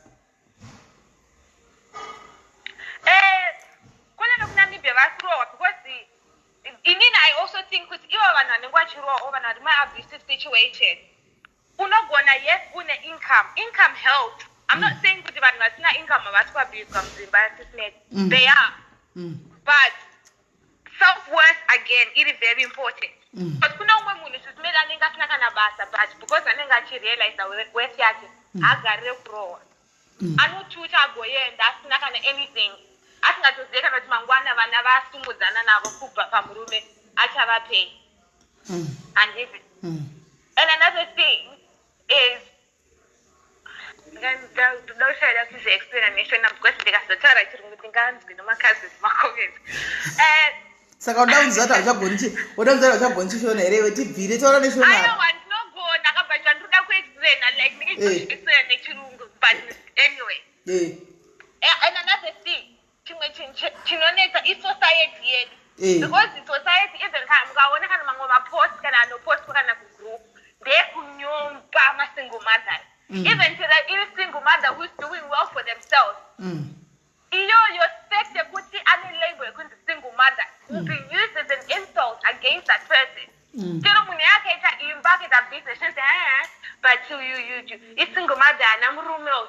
So it seems like some people who stick around kutada kunyombwa ne public, kutada kunyombwa ne family because aningi apa pamurume futi once again zvaramba. So munanongoshingira kuti garamba achirohwa so that asawane scrutiny from people because to be honest being a single parent is hard. It's hard on its own as a title and it's hard as well the label because we are with so much discrimination and insult. Vana zvinogara dzakatukwa day a day whether even vana iri kuzviitira zvinhu zviri well zviri correct haitombori small house than anybody still inongotukwa. And another thing, last point I know iyo yanga yadhirodhera ichindibhowa. Nyekuisa vanhu mbodhoro. Let's be clear vanhu way. It is very wrong. It is very wrong kuisa munhu mbodhoro. Ukaona asi topic yacho yatotanga nhasi yatotanga izvozvi so here mbodhoro akati Wednesday. I can't wait for Wednesday because ndichatondibhowa and kunenge kuti nomwe munhu achofunga kuti kunonoisa munhu mbodhoro is the solution. There will always be someone who will love you right for who you are, whether you never can 3, whether you never 1, whether you zare. Hanzi mbodhoro macho munenge munei. Last week when I did vaneswa mabhodhoro. Kana mpabe kunogona ngopinda futi. Atizivi kuti bhodhoro macho ndio munenge muna operate echinenge chinyatsoitika but anyway. Nyaya dzekuisa vanhu mbodhoro kunobata mushonga or whatever, that's not the solution. Ukatoona relationship yako yasvika pastage yekuti wakufunga iko kunonzi kuroya inshona ikoko. Ukaona wasvika paposition yekuti wakufunga kunoroya mwana womwe munhu. It's not for you, then let it go. There will always be someone who accepts you nebaggage yaunayo neburden yaunayo. Ukaona wakudonobatira munhu mushonga. Sis Melly unogona kubata mushonga nawe kuti ndinoda kuroya baba wemwana wangu. Wobva wapengesa mwana. Chandagona chii then? People don't even think about things like that. Unogona nobata unzi waraiti ndokuti ukagwapiwa mushonga wekuti munhu akuda akabva kutokurova even more. And then what? Honestly ukatadza kunamata zvikaramba. Then that's it. Move on. Find someone who accepts you and who will love you for who you are. Zvekuda nonotsvagana zvekuisa vanhu mbodhoro enchichichi. Vanhu musazviunzire ngozi kana kuzvitsvagira mamhepo nezvinhu zvisina basa rese. Yanyanyoshamishire kumarriage yacho yekuti munhu willing kuda kunonoroya umwe munhu. For what really? And inozonakidzire love yacho uchizive kuti it's under condition yekuti iwewe nekadombo kako kawakaisa mvura ndokacontrola somebody. It's not genuine. Someone is not into you. Asi kukuda. Ina kuti not But anyway, that's all I wanted to say. Let me not take too much time to know something about Wednesday per topic. Watobaya panodzimba rekatise vamwe unoexpect kuti bhomba rinogona ngoya rakanangana newe. Varikuda zvekuroya. It's not in part nekuroya pane vamwe vanhu. Kana munhu akuda kuda kukuda zvekufoseredza vanhu.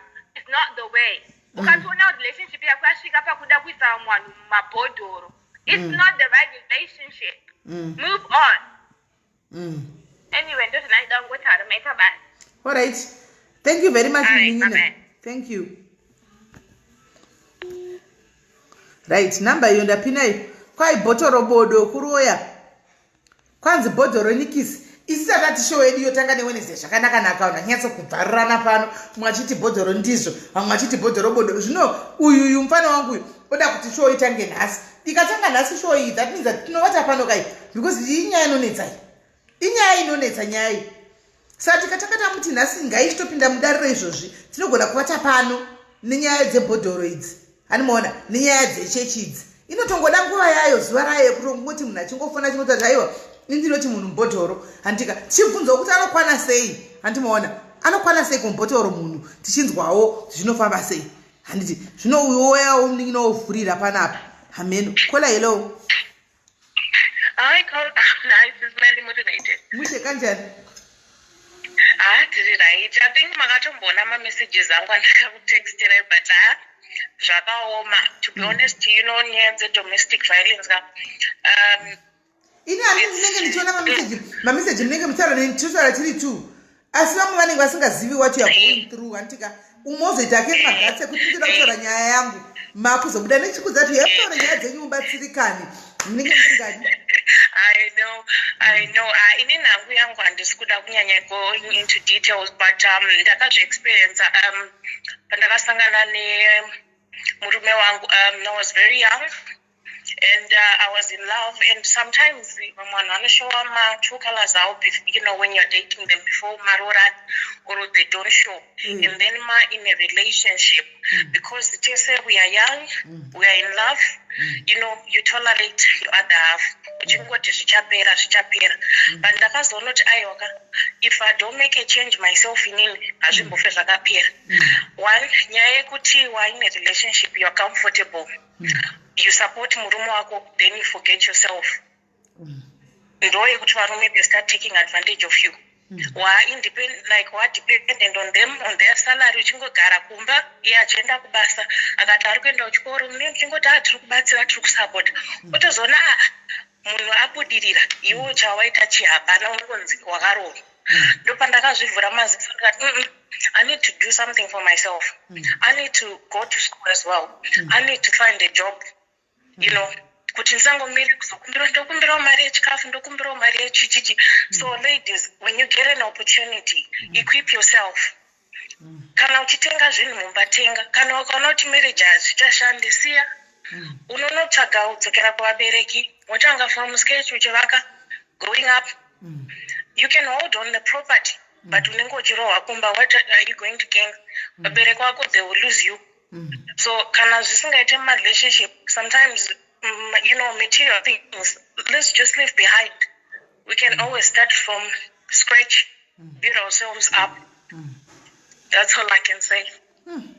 Thank you very much. Sure, katasa ndopo unoona kuti marriage haina kana formula beauty nemanakiro wakaita kola beauty haunayo yese iyo kufunga kuti murume aitokuchimirawo achito ende ndopo unoona kuti ndakana formula chokwadi anochinja but unenge uchimukone mableka unombotanga uchienda kuvabereki but iyo yatanchitaura yekuti society there's always that image yekuti vabereki ukaenda wakaudza kuti ndo zvandiri kuenda dziro unokunzi mwana wangu shinga ndo zvakaita dzimba namata upfugama iwe uchinamata uchikinditswa achikuhurira futi potse anozokuigira chirwere uchishingira. So we need to address those things kuti vabereki ngatirayire vana ngatiudze let's be realistic.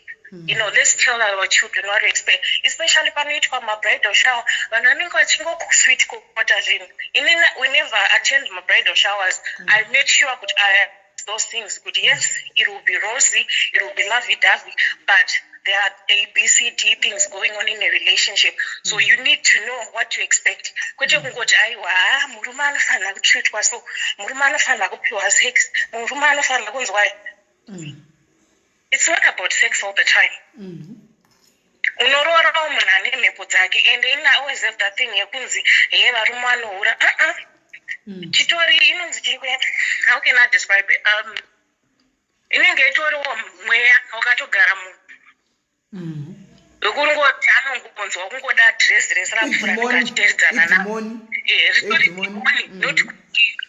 vamwe varume vasingatombohuri ufunge vasingatombocheuke kunzoko vasingatombocheuke mwakadzi kunzoko. Ko isusu vakadzi vakadiko kuzvarwa takadaro tichiteedzana nemabhosva. Okay, hanzi nakuki ndofona here kana ndomirira neWednesday ndimbobikira mhuri. Aiwa kuki tokuda neWednesday because tichida kuti uite main guest wedu wakamirira kusaidzi rechivanhuko. Saka tokuda neWednesday iwewe tokuda neWednesday musanyengereke kuti afone guys regai abikire mhuri because kuki akauya pano show iyi haiti plus akauya pano ko vekuchikristu vasati vauya pana pazvizodii. Saka mirai kuki auye neWednesday guys. Tibatewo vanhu vechikristu vachona vasangane pano. Kuki wacho auya ari wanika achafambawo neabi ake pane machemberi mamwe andoziva aripo achauya nawo then kuchikristu koyawo vamwe vachauyawo vari vechikristu vakadaro animaona zvosangana ipapa animaona tinyatsodzikwisisa kuti zviri kufamba sei plus tinenge tine mafoni edu matatu anditika vechivanhuku vechikristuku isu pakati animaona vacho vanhu tinyatsodzidzisiwa kuti zviri kufamba sei andimaona. So yeah, Kola, thank you very much. I would just encourage you kuti wazvikuisa mumabhodhi raka that's not the solution. Wakapfugama nemabva ako ukapupura kuna Mwari ukanamata, God will answer you, God will give you revelations. But sometimes we ignore those things. Unenge uchingoti it's something at the back of my head and you ignore the signs dzaunenge uchirakidza kunzi this is the road. Regai chigodzwa neWednesday pabhodhi rapa pakamira sekuti kuyanisa kuti final answer nhasi. Unozongagara mati discourage akaisishida kusava inanga ndakatobata bhotoro rangu zvinongagara mati discourage nhasi nemakanganisa ngatimirire Wednesday mozoya neeffect yenyu neWednesday nekuti ni bhodhoro rangu ranga ritori pasaiti zvinongagara mati discourage hazvichatobudi handimaona. Regai Wednesday svike tinyatsoti ava vachinyatsobvunzana then ndozoyatsana kuti okay aiwa izvi zvinenge zvinoita izvi handitimaona totangira ipapo handitimaona ehe. So hanzi Cookie the bottle queen.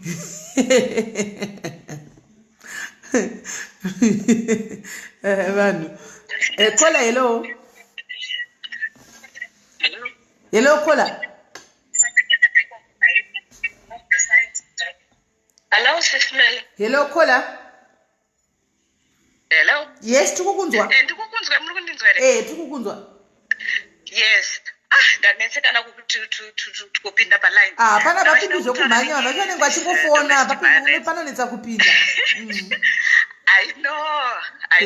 Anyway, ndachida kungopo 2 cents dzangu regarding this domestic violence. It's really hard, to be honest. Sometimes it's not just the matter of war, how can I say, but sometimes it's just the way anokutaura newe handiti mashoko chaiwo aunoudzwa can torment you even after years. You can still remember kuti pepe ndakanzi zvakati inaka ndine murume wangu takazorambana. I left. It was like a very difficult 15 years for me, uchiudzwa zvese every single horrible word riri panyika panapo waiudzwa kunhuhwa kushata kuita sei inini ndiri mutema handisi mutsvuku. Hey, wakasviba, you're too dark, kune vakadzi vanonzi vakadzi and things like that. And I tell you, over a period of time you start believing those things. Kuti zvishuwa saka inini panyika panapa ndiri munhu akashata zvisingatomboita. Saka unokuchiudzwa kunhuhwa uchisviba unozati murume aiti takandiraza kudaiso aita kusviba kudaiso kuti it's like a disgusting thing, but over a period of time I started believing those things. Kuti zvishuwa pamwe baba zvavari kuningirikina zvavari kutaura ndozviripo ende kuchata you start seeing it in yourself kuti indakashata, honestly nobody's going to want me. But I tried kuti kufonera na hama kuti vanhu vewebta kuti nemunhu wechichipi kuti you wouldn't expect kuti munhu akakunyinga nditi. And this person, I was with him since I was about 18 ndiyakandinyenga ichichichi zvikanzi ataroiwo ndakakunyinga ndakada wakandinyenga ndakadza kwamangwana doro patakapera ukadikisa ndidzokera. I wasn't even thinking and looking right. Yeah, but it's over a period of time you start believing those things. But saka chokwadi, saka inini pavakadzi vese, nobody really wants me. You look at yourself in the mirror, you lose all sense of confidence, and you lose that confidence, and you don't even want to associate with people. You try to have friends, and because sometimes it's really down to you.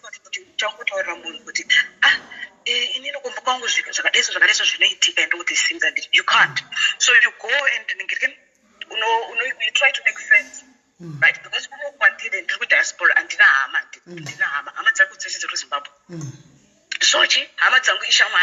so you try to associate with other people. Just you want to forget what's happening.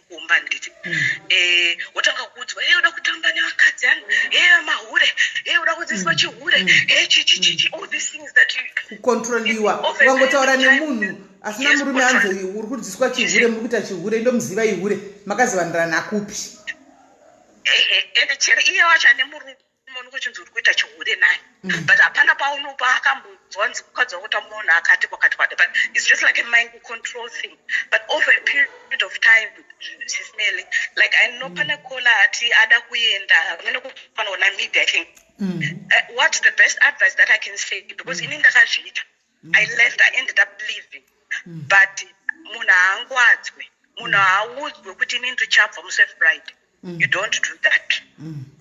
The best thing with that matter is just to take your things and you. If you want to go back and collect your things in Kumapurisa, and they'll help you because this is what a lot of, I'm telling you, a lot of women have died because of domestic violence. Yeah. I was lucky that in Ndairowa, and it was saying all these things that did. I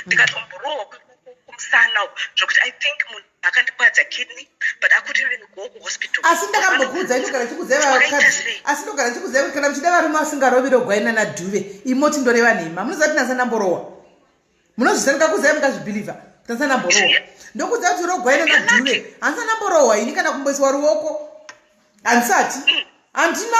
You're lucky. Hey. You're lucky. You see, but this is what they do. Varume slap on the face.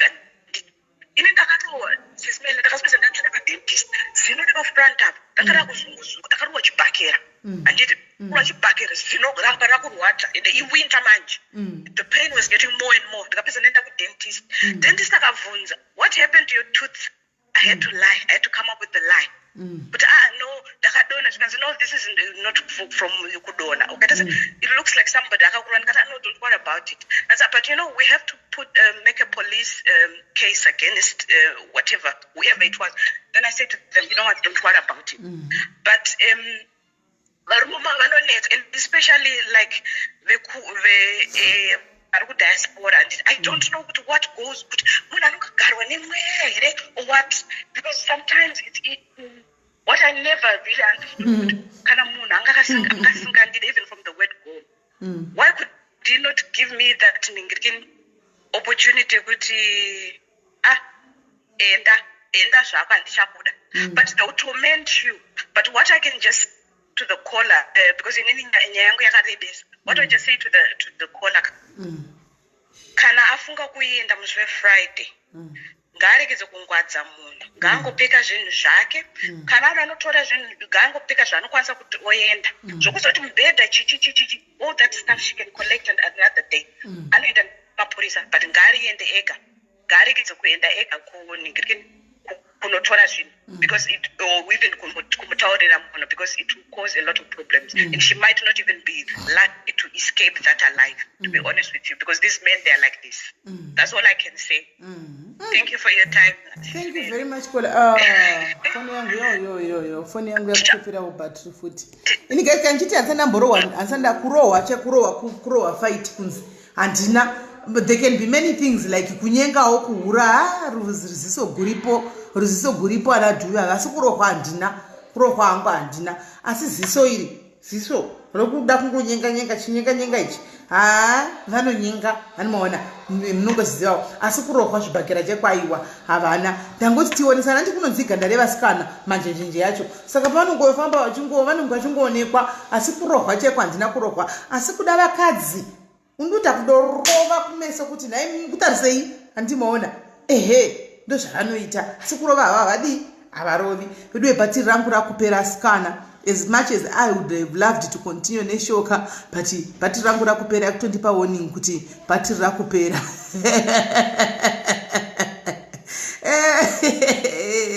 Ruziso guripo Regina, ruziso guripo ruziso guripo ka ishuwa peti ruziso guripo asi kuzvibhakera chefaita aiwa hapana asi mesomeso azere asi vedu veka ngatisangane nemusi nechitatu saka chitatu toti nguva iko guys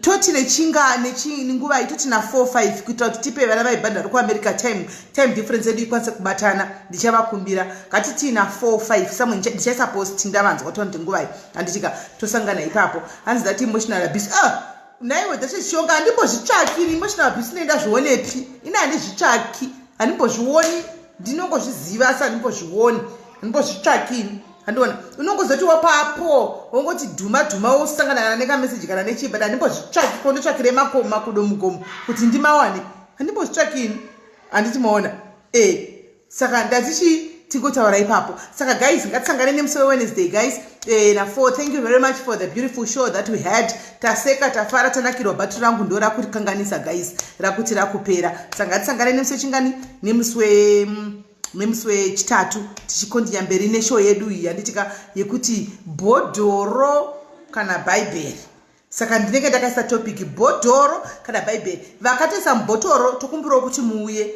vakaisawo mubhaibheri tokumbirawo kuti muuye mutipo nyaya dzenyu totangira ipapo handiti kuti zvibhalansa zviite square handitika so guys thank you very much bless you rakutopera bye bye tobatsana paleta